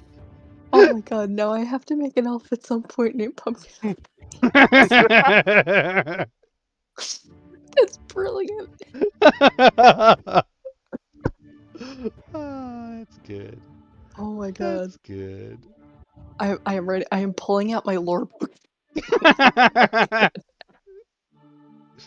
Oh. I'm gonna be Theo. like an end boss. Oh This is no. exactly how. What This is is how Child D&D of the campaigns work. Sea? I assume that gives you a swim speed. That would make the most sense. And sea elf training. Sea elf training. You have swimming speed and you're amphibious. And then sea elf training is you can use a spear, trident, light crossbow, and a net. Yay, everyone's favorite weapon ever.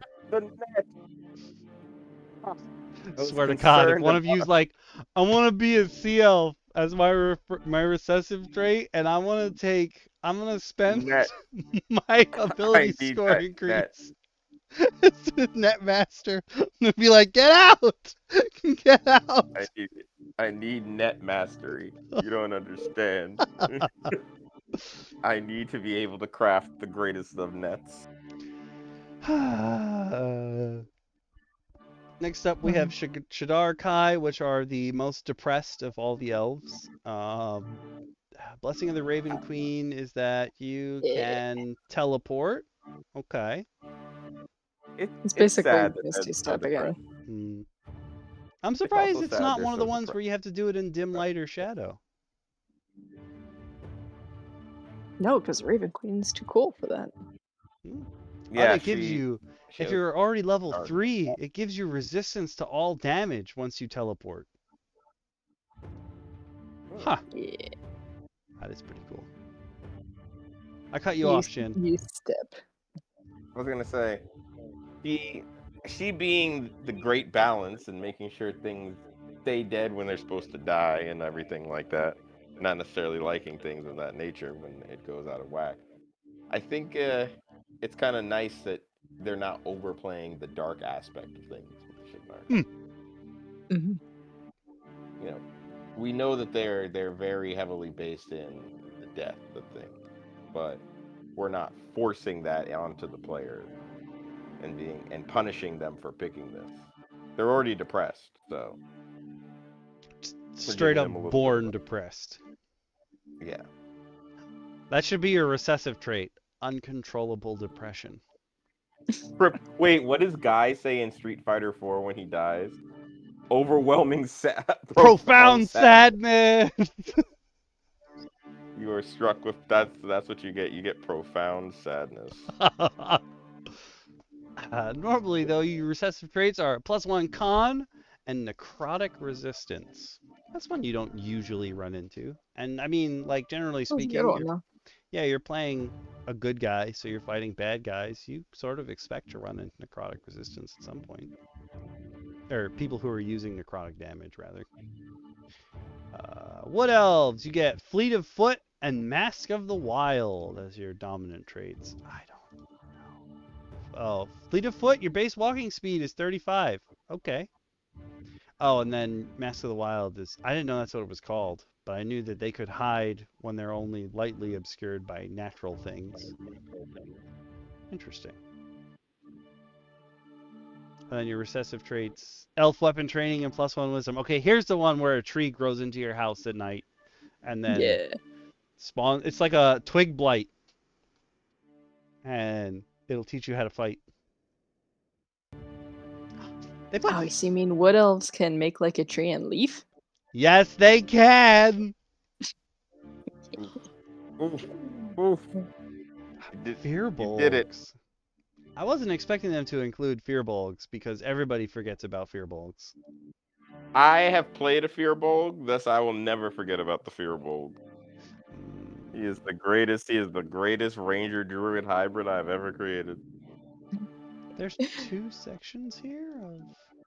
I don't know what that extra recessive is, but I'm sure we'll find out in a little bit anyway. +2 Wisdom, Fearbold Magic, and Hidden Step. That's another Misty Step. yeah, Is Hidden Step essentially. That sounds good to me. Recessive traits, +1 Strength, Powerful Build, and Speech of Beast and Leaf. I mean, that seems pretty self-explanatory, but I'm going to look it up anyway. I believe it allows plant talk and animal talk. Okay, you can't search for it. And then I'm going to look for Fearbolg. You have the ability to communicate in a limited manner with beasts and plants. They can understand the meaning of your words, though you have no special ability to understand them in return. You have advantage on all charisma checks you make to influence them. So you can convince an entire group of beasts to do something, but you have no idea if they really are convinced or not. You're just kind of, but you have a great chance to do it. Like, you're not sure how, you're not sure if they understand what you're saying because you can't hear them when they respond, but they always seem to work out in your favor. There's a lot of head nodding. Yeah. That seems like that would be great to role play. Like, you're like spending all this time talking to a bunch of animals and then they wander off and your party's like, so? And you're like, I think it worked. We'll see. I'm almost imagining like your party trying to take down an evil grove, and they're trying to close the grove walls around you, and the Fearbolg and the party's just like, hey, could you guys stop? And the plants just cease, and the druids are just losing their composure and freaking out because here their power is just being stopped completely. I would love to see that. We are the lore generators. Part-time lord generation. Next up, we've got Genasi. Dominant traits, +2 Constitution.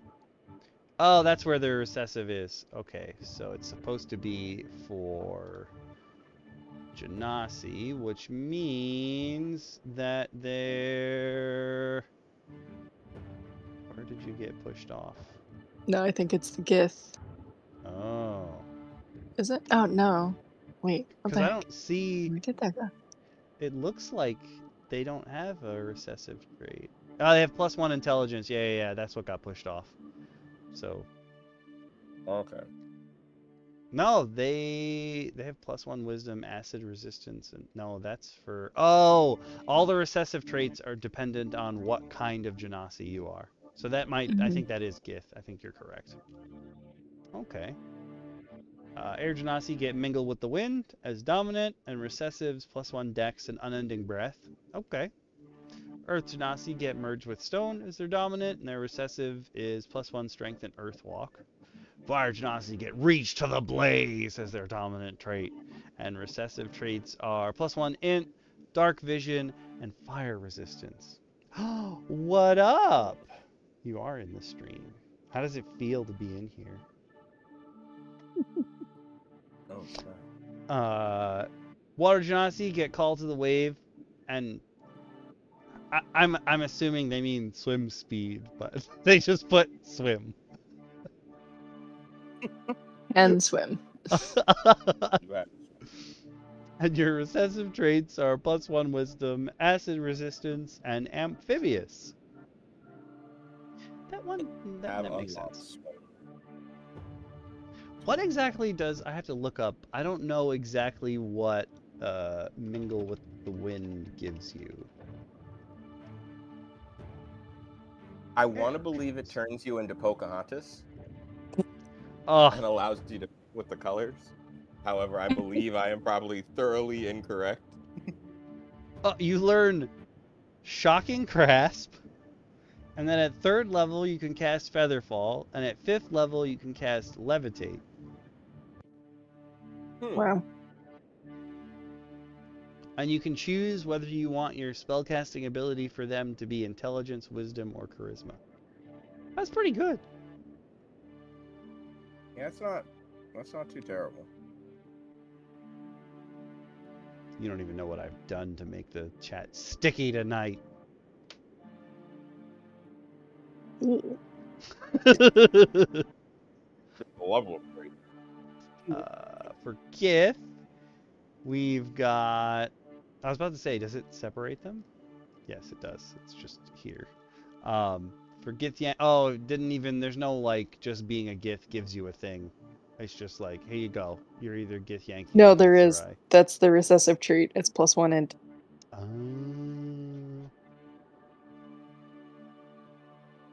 What is... Okay, we'll get there soon. But for your Gith Yankee, you get +2 Strength and Gith Yankee Psionics.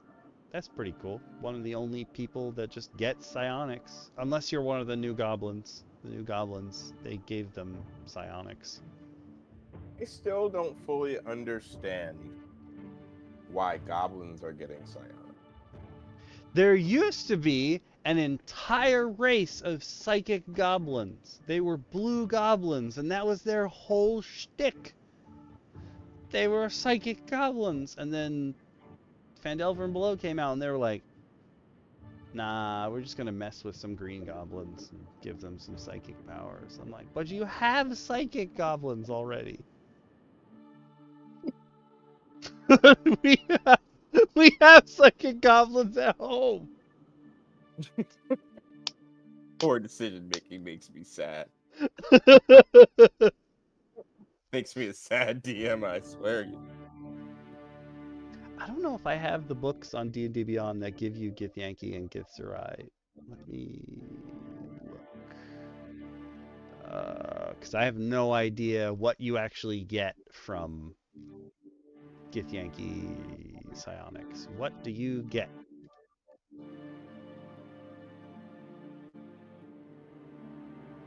You learn Mage Hand? Oh, you learn Jump and Misty Step. That's it? That doesn't seem A lot very of things fun. are giving... I'm noticing a lot of things are giving everyone Misty Step, and it's starting to really take the love and joy of Misty Step away Yeah, I from feel like Misty Step. we just made poor decisions, so we don't have Misty Step, rather than finding a way to get it. It's like, should we give them something cool? No. Give them Misty Step. They need this more. They'll understand later. DT, what do you use that lets you jump high? I don't think you actually use the jump spell. I think you use something else. That is our ranger and our campaign. That's Goblin Slayer out there in the chat. He doesn't use jump, but he uses something else that gives him basically jump and increases his movement and what have you. But like if you have Misty Step already, you don't really need jump. No one needs jump. I can understand if it was like your jump spell becomes Misty Step and then you get something new, but having jump and Misty Step seems like a waste. I'd rather just have 2 Misty Steps.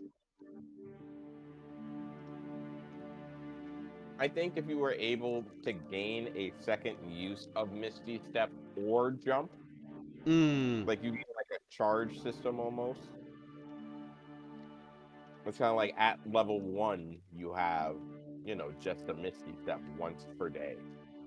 But then you can also expend a certain number of these charges, maybe, as you scale up in level to cast jump.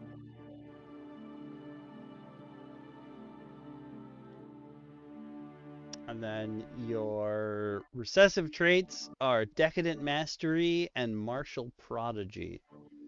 Okay, Martial Prodigy makes sense. You're proficient with light and medium armor, and you can use short swords, long swords, and great swords. Decadent Mastery, I had to look up because I didn't know what that was. You learn an extra language, and you get proficiency in one skill or tool of your choice because the city that most Githyanki come from, there's time is basically stopped, so they can just learn whatever they want. Interesting. Which is crazy. Yeah. And then as a Gith Zerai, you get Gith Zerai Psionics. Is that different? Oh, you get Mage Hand, Shield, and Detect Thoughts. Okay. And then Mental Discipline, which is you have advantage on saving throws against being charmed or frightened. Okay, that makes sense. That's good to be born with. Yeah. And wait. I think there's a lot of advantage to that. You don't realize how important it is to not get charmed or frightened. You know what I mean? Like until you suddenly are no longer charmed or frightened. No, it's unfortunately true. And I think I learned a lot more of just how valuable it is in playing older editions because there's no way to undo it. Hmm. And unless you have higher level magic that is not easy to come by. Hmm. Like usually you're not getting the gold necessary to cast the restoration spell to undo a harpy song on your party.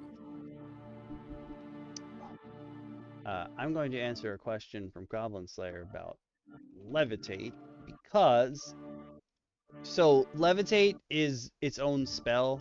It's sort of like a weaker version of fly, but rules as written. Okay, I'm just gonna say this. I've been trying to levitate all of last session. I was trying to levitate Grim because it would have been hilarious to have him be taken out of the game that way. So the way that levitate is described is that you start floating up. You can go 20 feet up in the air. And then if someone's maintaining concentration, they can keep pushing you up 20 feet every turn. So it takes like melee fighters out of the way. Obviously, it will take people who have auras out of the way. Their auras won't work.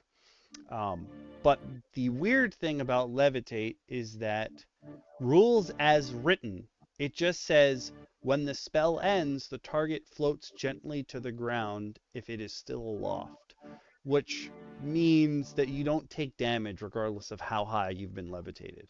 However, the speed of levitate, like you coming down, has never been explored. So there's debate in the community whether you either immediately come down to the ground, but obviously that wouldn't be floating gently if you've been pushed up 200 feet in the air. That wouldn't be gently if you just came down in 6 seconds. So a lot of people interpret it as you fall at exactly the same speed that you rose, which means that if you did get someone 200 feet up in the air, you push them up, 20 feet every turn, or however high you can go. It's actually 10 minutes, not 1 minute. So you can go way higher than that. Then they would have to take that many turns to come back down to the ground. So levitate's a really good way to just take someone out of a fight.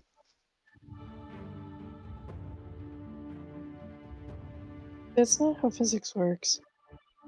Shh, it's magic. It's absolutely the fullest extent of Willy Wonka's wacky magic symposium. When you start casting levitate to take things out of a room. Gotta go. And the thing is, like, you can make you can't like make your save to try and break the spell if someone's using the spell on you. But once you're levitated, the only way that you can move yourself is by pushing or pulling off an object. So like if you're out in a field and someone's levitating you, unless your teammates are throwing things at you for you to grab, like, you're screwed. You're just going to keep floating up. It also means if you see levitate itself is a spell. You might see in some spells that let you go up, they'll say something like you can hover. And hover just means that if someone stops the spell from working on you, or like if you stop moving, there's a clause in spells where if you stop moving while you're flying, you automatically hit the floor. But hover just means you won't hit the floor, you will stay above the floor. You won't take the fall damage if someone slows your speed to 0, basically. It's like a air brake. Yeah. You do get like an air brake at the very end. The very end of it all. But yes, I missed. What did I miss? I missed 4 levitates on Grimbo last session. I just want to show you guys how it works because I think it's hilarious. And also I need to levitate him out of the way because he has an aura. But missed 4 of them. I was very disappointed in myself.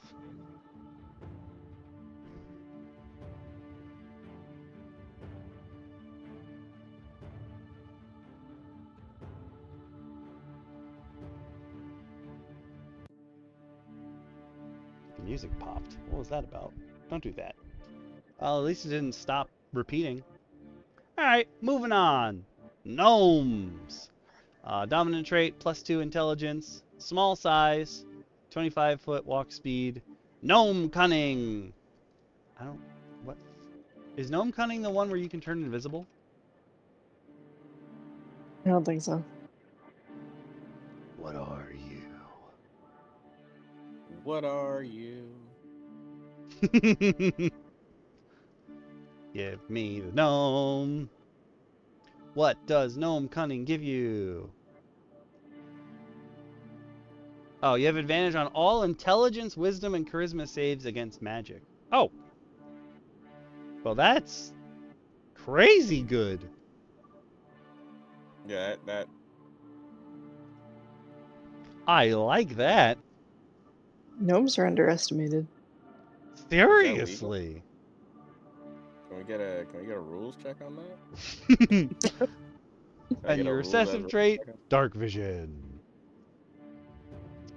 Forest gnome, natural illusionist. Oh, you know minor illusion. Okay. I don't know why I thought it was going to be something way more important, way more difficult to pull off. Like, oh, if you have 3 leaves, you can do something. I don't know why. I didn't think it would just be minor illusion. I get +1 dex and the ability to speak with small beasts, which your husband definitely does the Lord's work with. Oh my god, never misses an opportunity to use that. And to try to steal people's pets. Oh, yes, he would love some. Love some more pets. Rock gnomes, dominant trait, tinker, recessive trait, constitution, +1 constitution, and artificer's lore. What is that? Whenever you make a history check related to magic items. Oh, well, I'm glad that your husband doesn't have this ability. What You get makes you think twice you can't your do that? proficiency bonus on any history check that relates to magic items, alchemical objects, or technological devices. He would be getting like Yeah, 30s every time. yeah, I know. It's a bit crazy. Yeah, I forget. He was thinking about being there. There's a in one of the other books. There's like a specific new type of gnome. I can't remember what it's called, but he. I don't think he didn't take the. Was it? Is it the chaos gnome? Did you take that? Chaos. Your forest Tell gnome, me right? more. Yeah. Okay. Yeah, he's a forest gnome. Oh, okay. I was gonna say chaos. We were both sounds like, you sweet. said chaos? We like chaos. There's there's a chaos gnome in one of the extra books. I forget which one. I'm gonna duplicate this window. Chaos! Boo! Nothing's coming up. I'll be looking that up later. Don't you worry. Yeah, I have made a mental note to look up a chaos gnome because that sounds like something I need to be at some point. Oh, Tinker is their dominant trait, and it basically lets you build a little device that can either essentially you make like that clapping monkey toy, or you can make a little device that starts a flame, so you can build a Zippo lighter, I guess, if you wanted to, or you can make a music box. That could be kind of cute. I could see that being fun. Oh, you can make 3 of them. So you can make 3 toys to annoy your party. You can make 3 Zippo lighters, or you could play 3 songs. Is it specifically to know your party? No, that's definitely what my party would use them for. Okay, that's fair. They This have I mean, is I'm the not where saying they I'm not started using it. I'm artificers saying. from. They have a horn of silent alarm that they have never used in a we're in danger scenario. They have only used it when Goblin Slayer was at the brothel and they assumed he was, getting busy. What?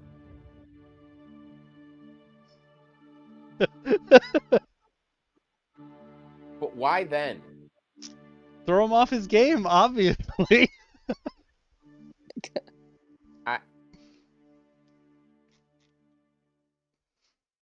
Do better. No. Or do worse. Could. Very well could. All right. Next up, we've got Deep Gnomes or Sverfneblin, which is like a actual Norse thing. It's not just your Forgotten Realms type peoples. Your dominant trait is Stone Camouflage, which I believe, yeah, they have advantage on stealth checks when they're near rocks.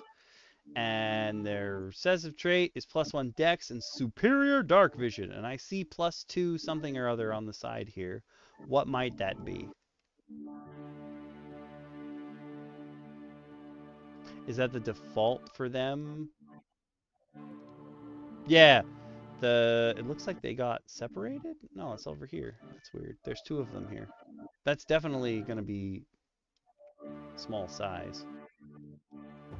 Yeah, +2 dexterity and oh, he didn't realize that he never got rid of the one that got pushed off the page. He just re-added it over here, so that's fine.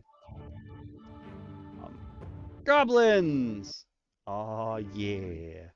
Dominant traits, +2 dex, small size, fury of the small. What is fury of the small? I mean, I know what it is, but what does it mean?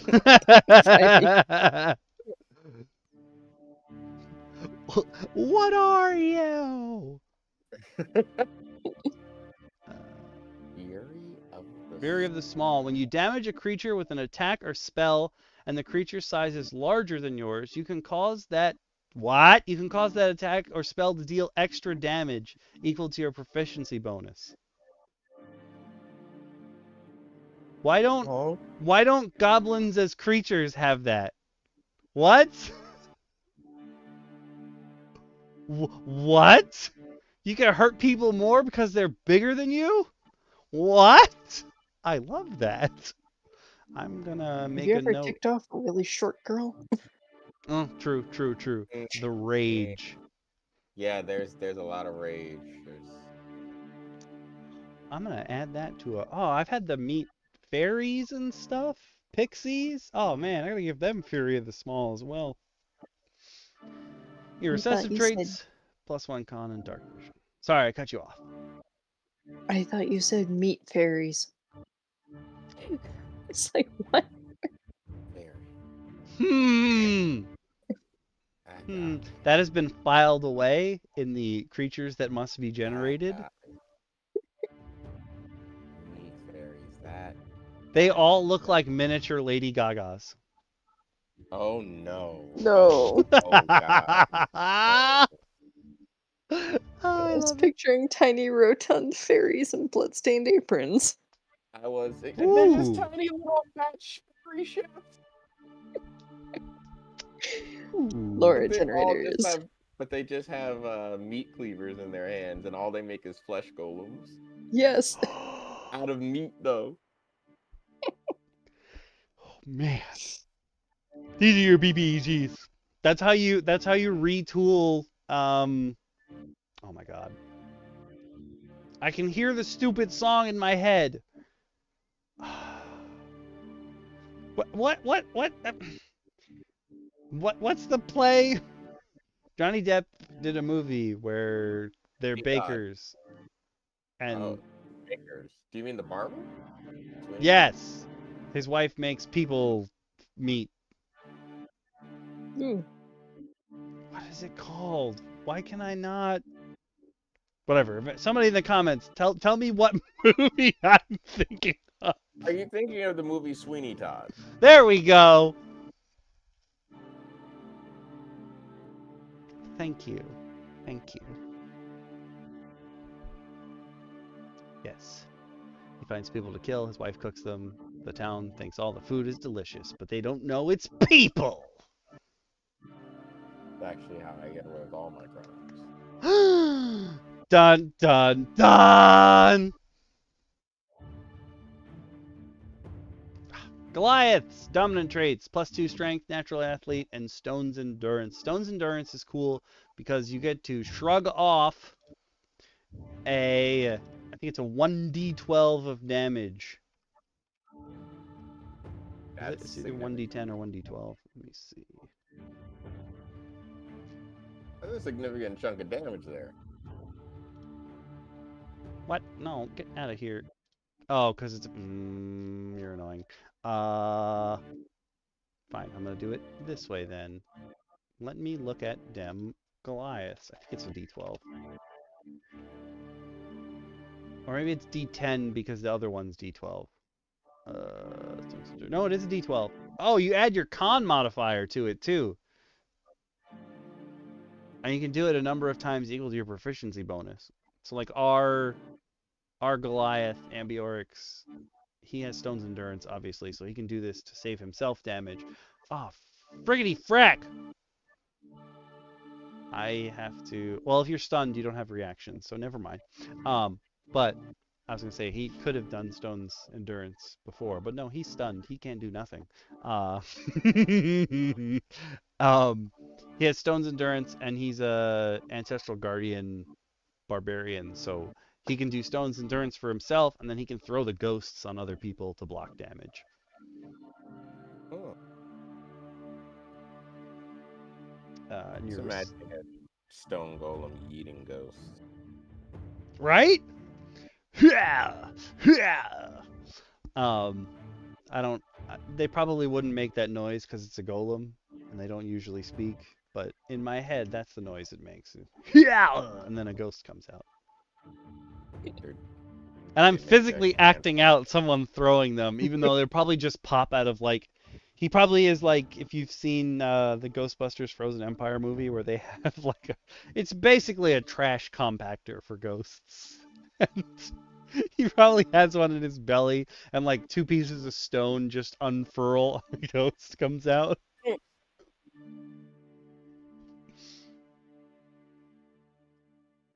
But your recessive traits are powerful builds, so you count as one size higher for grappling and carrying stuff.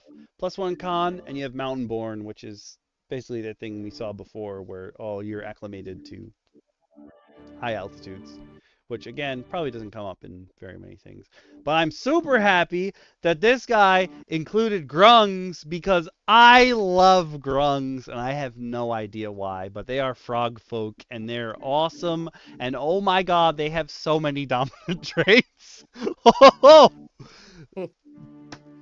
Dominant traits +2 dex. They're small, that makes sense. 25-foot speed, walking, but also climb speed. Poison immunity, and they have poisonous skin, so they have like a built-in poison's rebuke, which is cool. I have no idea what arboreal alertness is though. It sounds like tree awareness. Kinda. I bet she's gonna tell me I have to download this. Oh no, I actually bought the book for this because it's one of those ones that came out for charity. I was gonna be like, if you tell me I don't have this on D&D Beyond, I'll be very angry because I went and I gave to charity so I could learn about frogs. Oh, they have proficiency in perception. Why does it have such a cool name? Because we had to pay for it. Oh, I didn't know that. I thought it was just rebuke. The poisonous skin you can apply to any weapon that you are currently carrying, and it's DC 12 con save, or they take 2d4 poison damage. I didn't know that.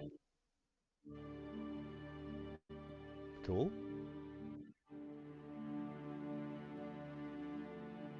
I love grungs. They're so cute.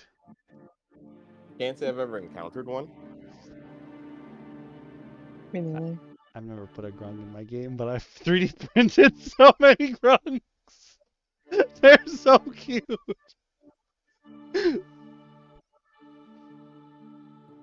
And your recessive traits are your +1 con, you're amphibious, you have water dependency, so like Lokatha is like, you need that water or you gonna die.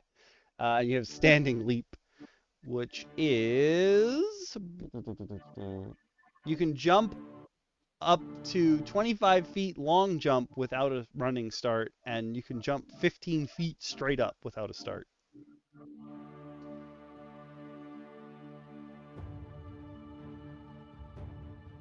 Hey.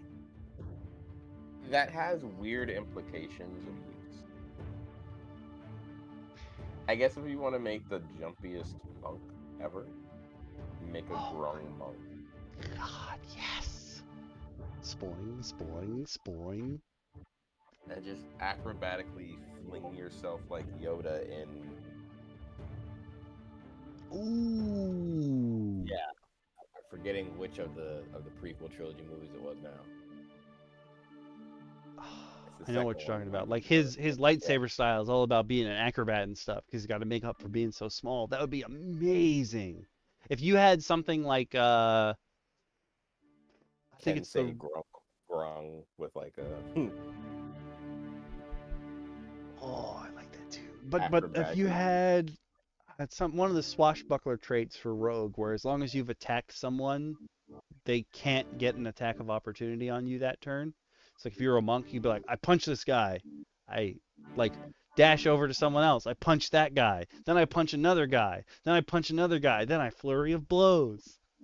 Like, oh, that just nice. sounds like that scene in The One when he takes up the entire room. Is launching people into various spots of like defying physics while simultaneously crossing the room to hit everyone with like a 6-piece. I'd allow it. That'd be so nice. Next up, we got halflings. Your dominant trait: 25-foot walking speed, lucky and brave, and your recessive trait is nimble. And then you have a whole bunch of subraces. So we have Lightfoot halflings, dominant trait is naturally stealthy, and recessive traits +1 charisma. Stouts is stout resilience, and that's their dominant, and their recessive is +1 con. What exactly is stout resilience? Is that also poison? Let's find out. Come here, bud. You know what? I'm just gonna... Yeah, I'll keep that page open. Boink. Stout. What are you? Oh, well. Stout resilience. Yep, against poison. And you have resistance against poison damage. Okay, that ain't bad. Hobgoblins. Ooh. Dominant traits. +2 con, saving face, and martial training. I think saving face is when you fail a roll, you have a bonus to the next roll that you make to try to do something similar, I believe. Let me double check. What? Interesting. Oh, is this a new hobgoblin? Is that why? What have you done to me? Yes, give me the original. Blah, blah, blah. Saving face. If you miss with an attack or fail an ability check or saving throw, you gain a bonus to the roll equal to the number of allies you can see within 30 feet of you, maximum bonus of 5. Oh. It's actually kind of the, well, this is like a... Hobgoblins are clearly Chinese. This is the thing they have in, like, saving face is very important in China, but you don't get better at it because there's more people who would think poorly of you around.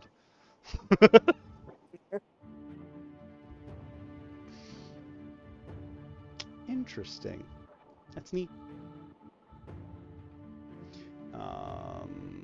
Oh, and they get, what is their martial training that they can use everything? What is their martial training? Nope, that's the wrong hobgoblin. You're proficient with any 2 martial weapons of your choice and with light armor. Okay. Okay. Can I get that key? Yeah. I want that sitar axe that he's wielding. Going down to humans now. Dominant traits, +1 to 4 ability scores of your choice. Recessive traits, +1 to 2 ability scores of your choice. That's kind of... All right. You're a human. I think that one kind of screams like you're a human. Just, you're not special. You're a commoner. Yeah. And if you're a variant human, you get a feat, you get a skill, and your recessive trait is +1 to 2 ability scores. Okay. Kenku!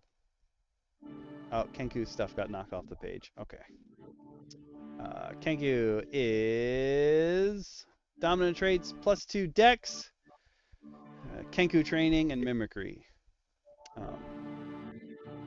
Oh, this is just their, that is their height modifier. We don't care about that. We ain't doing no math out here. Mimicry is pretty simple. Kenku can't speak. Yep. Your recessive traits, +1 wisdom, and expert forgery. Oh, you're just born a good thief. Yeah. That's nice. Just born. I was born Mimicry's in it. funny though. Mimicry's funny though with expert forgery because you gain the ability to not only mimic a voice perfectly. I was going to play a Kenku in a campaign where I was going to have nothing but sound clips for all of everything I said. But when I ran it by the DM, he was like, "Please don't, please don't." Oh. I was like, "But why?" He's like, "That might get a little insane. If I'm asking you a specific question, you got to spend 15 minutes looking for a sound clip." I was like, "Fair." You got to get one of them big DJ soundboards with like 700 MIDI buttons on them, so you can just set them. I was thinking, if you played a Kenku that didn't talk, and it just like all of its letters that it wrote to someone.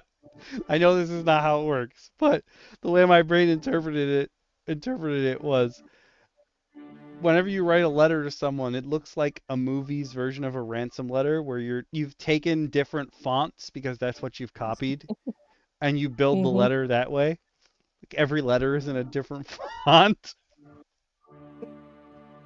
Yes. See, I like that idea. It's so good. Kobolds are up next. They have dominant traits +2 dex, small size, pack tactics, and sunlight sensitivity, and their recessive traits are dark vision and grovel, cower, and beg. What does that give you? Professional peon. What does grovel, cower, and beg give you? Gives you proficiency in pity and No, I need the other kobold. Where's the other kobold? Give me that. Give me legacy kobold, please. What are you? As an action on your turn, you can cower pathetically to distract nearby foes. Until the end of your next turn, your allies have advantage on attack rolls against enemies within 10 feet of you that can see you. so you cower and your enemy gets intimidated? Oh, that's amazing. Oh. That's your action. My action is to be really, really pathetic. Why does everybody hate me? Hey, people make entire careers out of that. Entirely true. Entirely true. That's amazing that's a trait. Oh my god, you have to write that on your character sheet. Yeah, that's something you have to live with. It's like, Yeah, what are you gonna do? I'm gonna have to dip out, guys. Okay. I think I'm trying to see, should we... I don't have much left. Yeah, I was going to say, if we leave it to the middle, then that means the next episode would probably have to be races again, but we want to vote on things, probably, right? So I think me and Shin can finish this off. We can hit it with Go the for old it. speed run. Yeah. But thank you for joining us, as always. Yes, you guys have a lovely rest of the evening. You too. See ya. Later. See ya. We're up to lizard folk next. Oh, they have a bunch of stuff. Dominant traits, +2 con, bite, hunter's lore, natural armor, and hungry jaws. Wait a minute. I think Hungry Jaws is the one that allows you to recover health when you bite people. Ooh.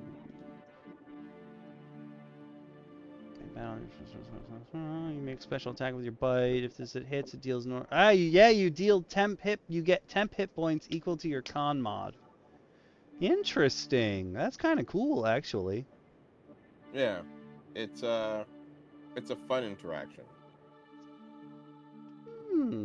I like that.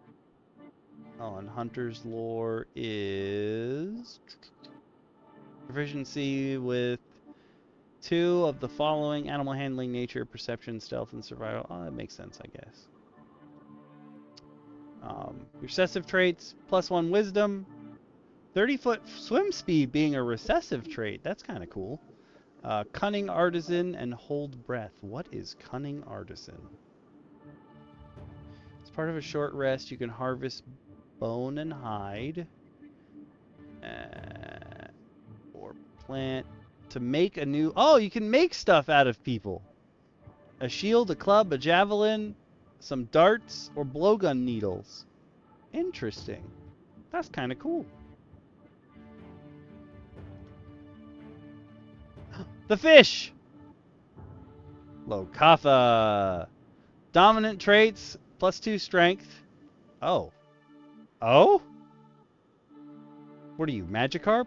30-foot swim speed, natural armor. Observant and athletic? As a fish? And Leviathan will. I don't know what I don't know what observant. I have to know. Why is this fish observant and athletic? This fish has gained skills that you just wouldn't understand. Explain. You want me to buy the fish thing? It's not happening. Nice try, dude. Unfortunately, I will not be telling you about Lokatha Rising because I'm not buying that on D&D Beyond. So instead, I'm gonna go look it up somewhere else. Sorry, folks. It's not happening. Observant and athletic. You have proficiency in athletics and perception, and Leviathan will. You have advantage on saves against being charmed, frightened, paralyzed, poisoned, stunned, or put to sleep. What? Okay, that seems a little broken. That's way stronger than everyone else's charmed and frightened. Okay. He says, nah, I'ma swim right up that waterfall and ain't nobody in this lake gonna stop me. Yeah. Oh, and limited amphibiousness is your... Oh. You can breathe air and water, but you have to be submerged at least once every 4 hours to avoid suffocating. Okay. Interesting. Interesting. You get +1 dex. I thought that they would have plus something to con because they have natural armor. No, I think that would overtune them. Weird way. Interesting. All right, next up we have orcs. +2 strength, aggressive, and primal intuition. These are definitely the old orc things, not the new orc things where you don't want to say that orcs have ever been aggressive, which is stupid. Where I say. Yeah. But aggressive, as a bonus action, you move up to your speed toward an enemy of your choice that you can see or hear. And you have to end this move closer to the enemy than you started. But basically, it's super cool that you get to just move again and be like, I'm going to hit this guy real hard. And primal intuition is you have proficiency in 2 of the following skills: animal handling, insight, intimidation, medicine, nature, perception, and survival. Interesting that medicine is on there, even though everyone just assumes that they whack people. But like, they have a whole race, yo. Like, they have a whole society to take care of. And their recessive traits: +1 con, dark vision, powerful build. Now we get into the cat boys and girls. Tabaxi, dominant traits, +2 dex, that tracks. Feline agility and cat's talent. What is a cat's talent?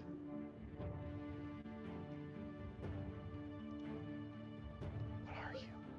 Is that you can play with string really well?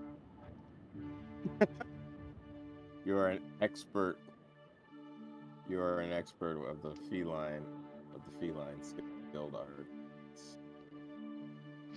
You have proficiency in perception and stealth. Land on your feet. That makes sense. Yeah, why don't they have that? That should be cat's talent. I never take fall damage. Proficiency in yawn. Cat's claws lets you climb, but the climb speed's only 20 feet. It's not your normal moving speed, which I wasn't expecting. Interesting. So is this on top of it? Or is this in supplement 2? Just supplement 2. Okay. So it won't be like you won't have to pay twice movement. It won't be difficult terrain for you to climb otherwise. It's weird that it's not your regular movement speed because presumably the cat person's always walking on their hands and feet, like their claws are always out. So why would it be slower?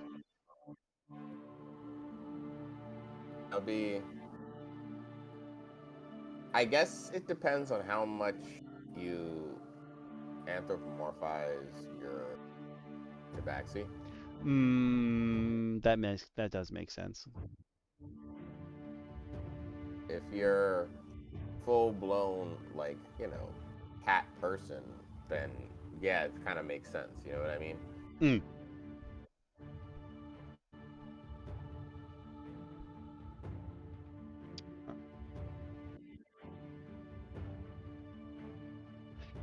Cat's Claws is the recessive trait. That's what gives you the climbing speed. So that's interesting that you might have all the other abilities of the cat if you take it as your dominant, but you need the claws to start climbing things. You were born declawed. That could be okay. Wow. That's Wow, a wow, clever wow. way to work it in there. Wow, wow, wow. I gotta open up all the tieflings because I don't know what any of the legacies actually give you.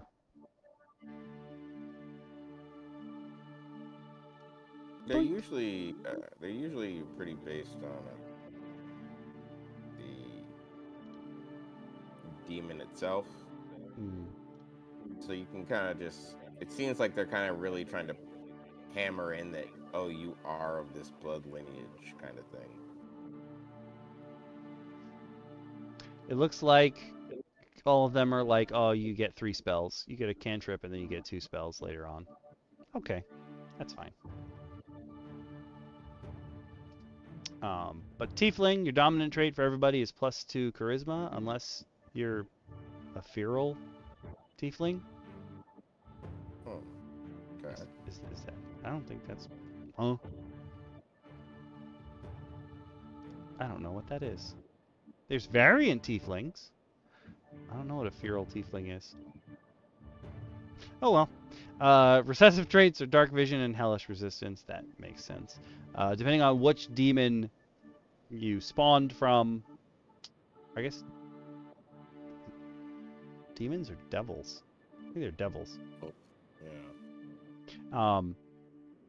Your legacy basically gives you a cantrip and then 2 spells. Asmodeus, though, recessive trait gives you +1 intelligence. Belzebul gives you +1 intelligence as well. Dispater gives you +1 dex. Fierna gives you +1 wisdom. Malbolge gives you Glacia gives you +1 dex. Levistus gives you +1 con. Mammon gives you +1 intelligence. Mephistopheles gives you +1 intelligence. And Zariel gives you +1 strength, because that bitch loves fighting. And now we get to turtles. I mean turtles. You get +2 strength as your dominant trait. Natural armor, shell defense, survival instinct. What is... Survival instinct, you have advantage on your death saves? I do not know. No, I don't believe so. Let me take a look.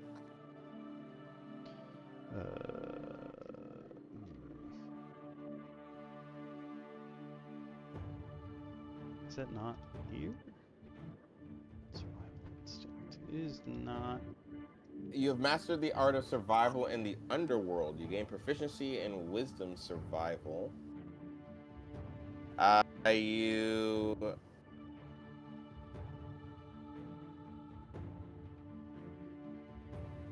gain from the underworld. You have advantage on wisdom medicine checks when diagnosing and treating poisons and diseases from the underworld. You have advantage on survival checks when navigating the underworld and avoiding creatures in lightless and depths. Interesting. All right. And their... Oh, that's kind of sad. Their recessive trait is just that they can hold their breath. That's hella underwhelming. It's like, ha, I can still breathe. And it's like, good for you. Good for you. I hope you're having fun inside my gigantic bag of holding. Yeah.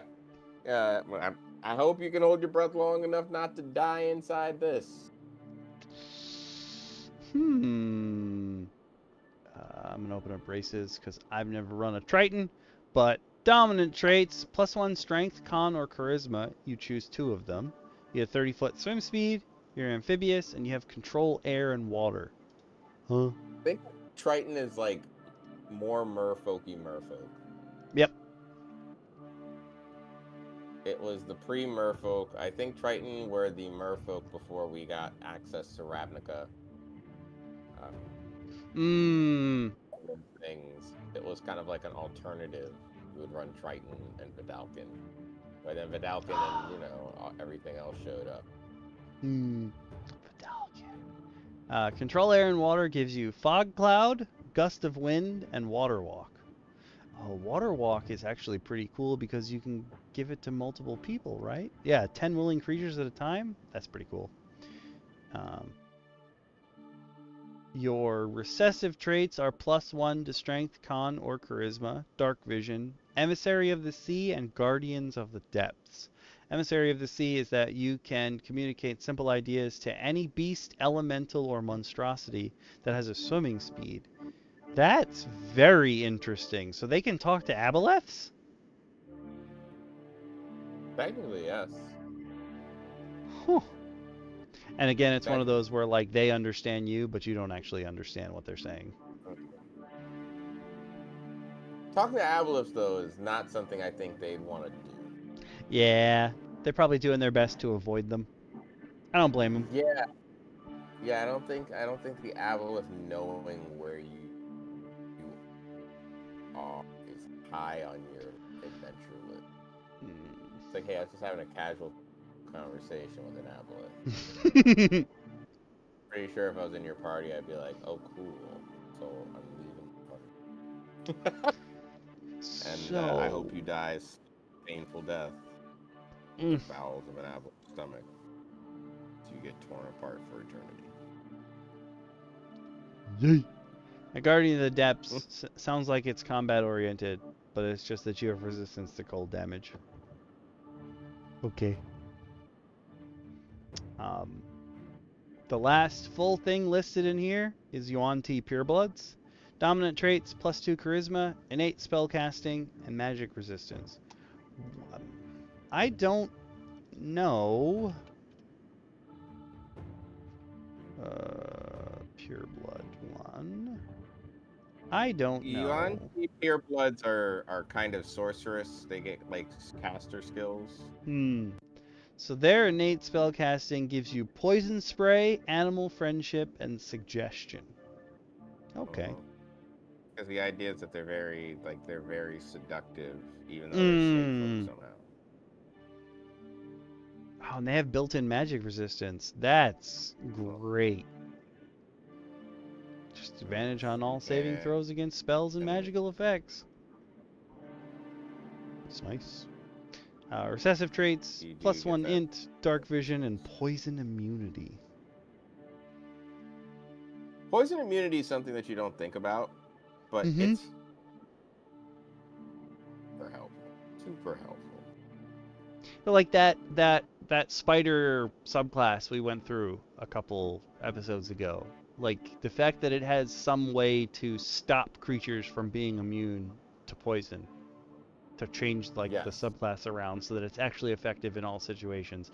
It's kind of cool. I mean, it'll still be dealing less damage, but at least their primary damage dealing source is still useful. Yes.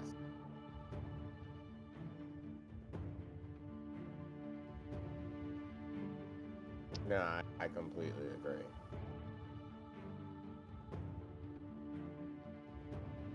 Oh, and then plain touch races is just like an addendum that basically says like, hey, if you're attached to one of the other races and you're a plain touch race like a tiefling or a genasi or an Aasimar, you can, you know, change the rules a bit to change their speed. Again, Aarakocra I would change to 30 feet, but all the other ones seem like they make sense the way that they are. Speed-wise, anyway. Yeah, there might be some, maybe like in certain situations where they'll gain a speed up. Yeah. Like a terrain. If you want to make things easier for yourself and your party and just give everybody 30 feet of movement speed, that's fine by me. Like, I wouldn't be mad at you for being like, why can't we all just be the same speed? But if you want to keep it the old-fashioned way, like, I actually have short legs, so I can't walk as far. That makes sense, too. It's your game. So Yeah. do what you want to do. Again, they don't send the Pinkertons to people's houses when you mess with the rules, man. Only when you steal stuff from them. Yeah, They so will just, find you. Don't get any Watsy secrets. Can't be It'll having be your that. last. So that'll be it. Last thing you tell. I'm going to add this as well to the repository. I would add some of them for sure. I think others. I do think there's a bit of it definitely seems like a preservation project of the older abilities brought in and that were eventually nuked in the recent change to races to make all races kind of and moving forward towards 1D&D. Yeah. So I do love that it's a bit of a that kind of bit of a preservation project. You know what I mean? I appreciate that attempt at preserving how those races' unique traits really gave them depth. Because I think that's kind of the thing that's gotten lost here, is that we're losing a lot of depth from our game, like our gameplay, because every class, every race is just how you want to make it. Yeah, like it makes things a lot simpler if everything is homogeneous, but that also like takes away from what makes it special.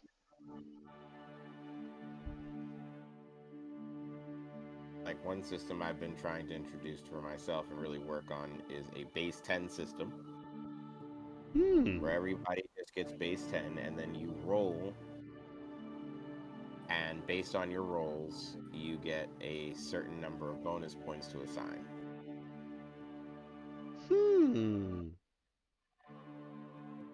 But then you would keep the bonuses of your race, so all the old bonuses of races stay because you're base 10. Everybody, you know, the advantage you're getting is the fact that you're this race. But the average human can kind of choose how diversified they want to be. I like that. And again, for those of us that have been playing 5e, and I'm not trying to say like I've been playing D&D forever. No, I got into D&D at 5e.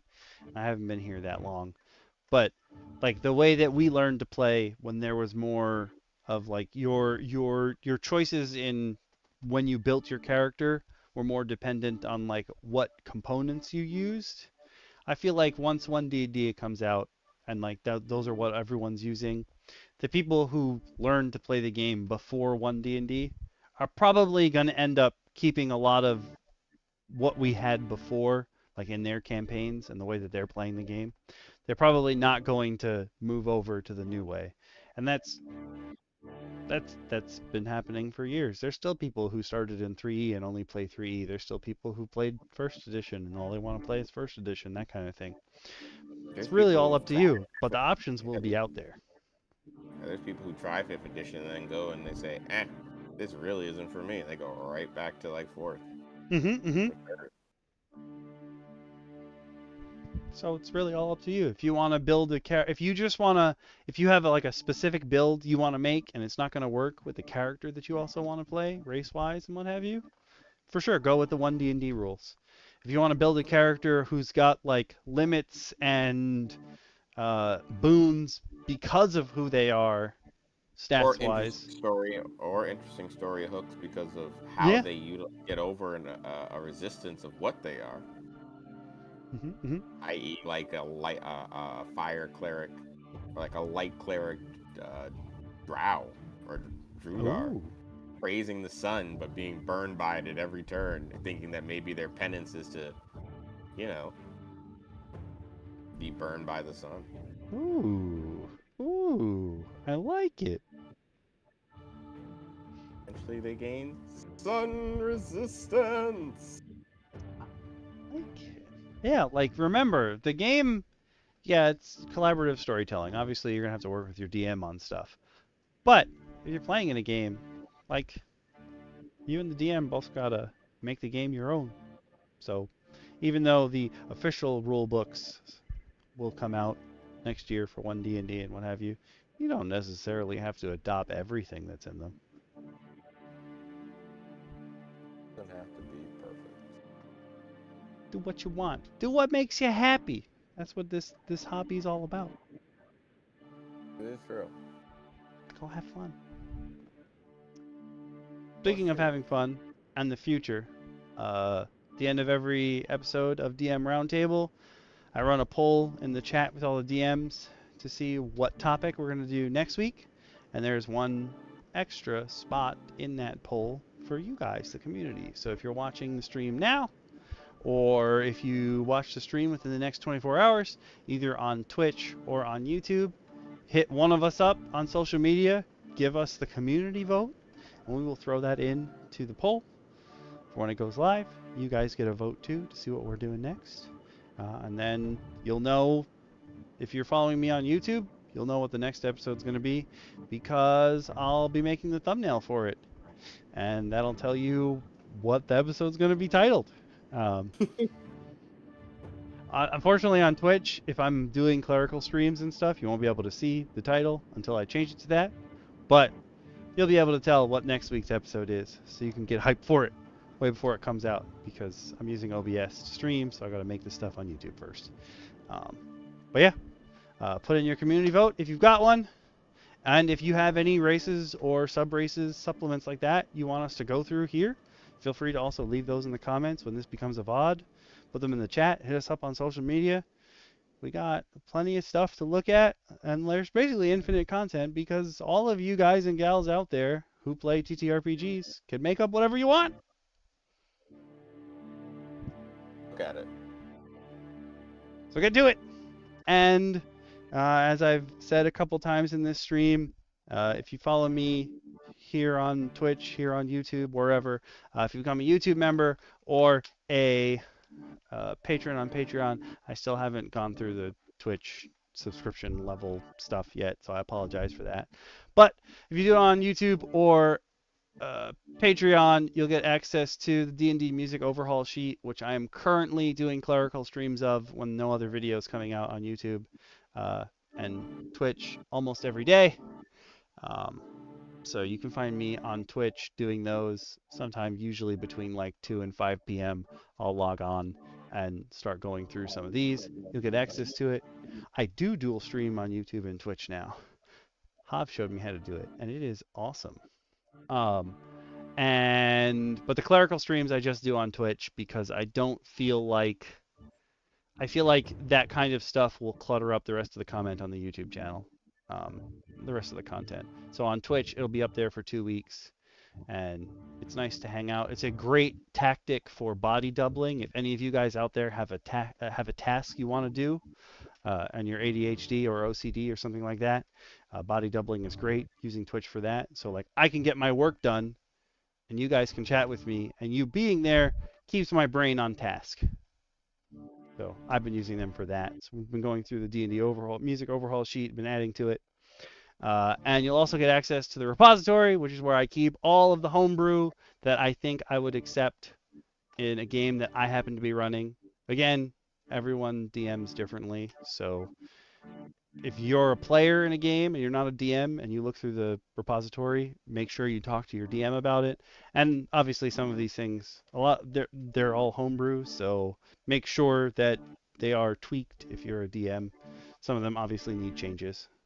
I have notes on some of them that I know I would change, but make sure to talk to your DM about it when you're using it, but you will have access to all this.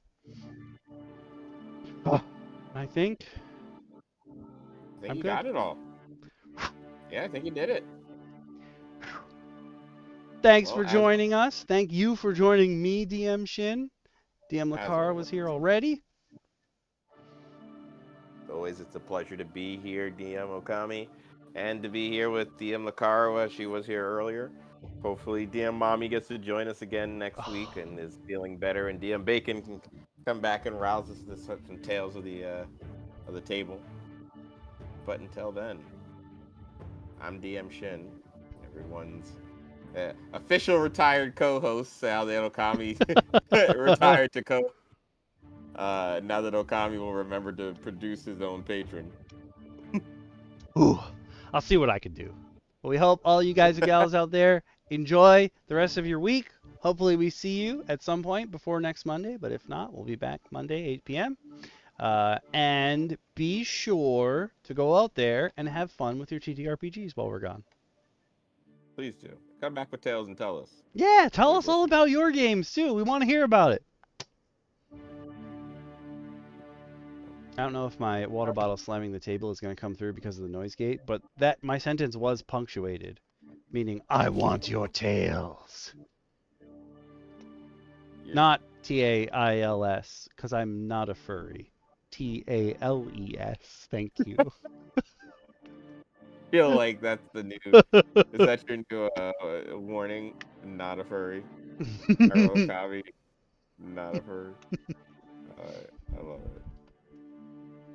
There y'all. Later, folks. I'm going to kill Twitch first. Boop.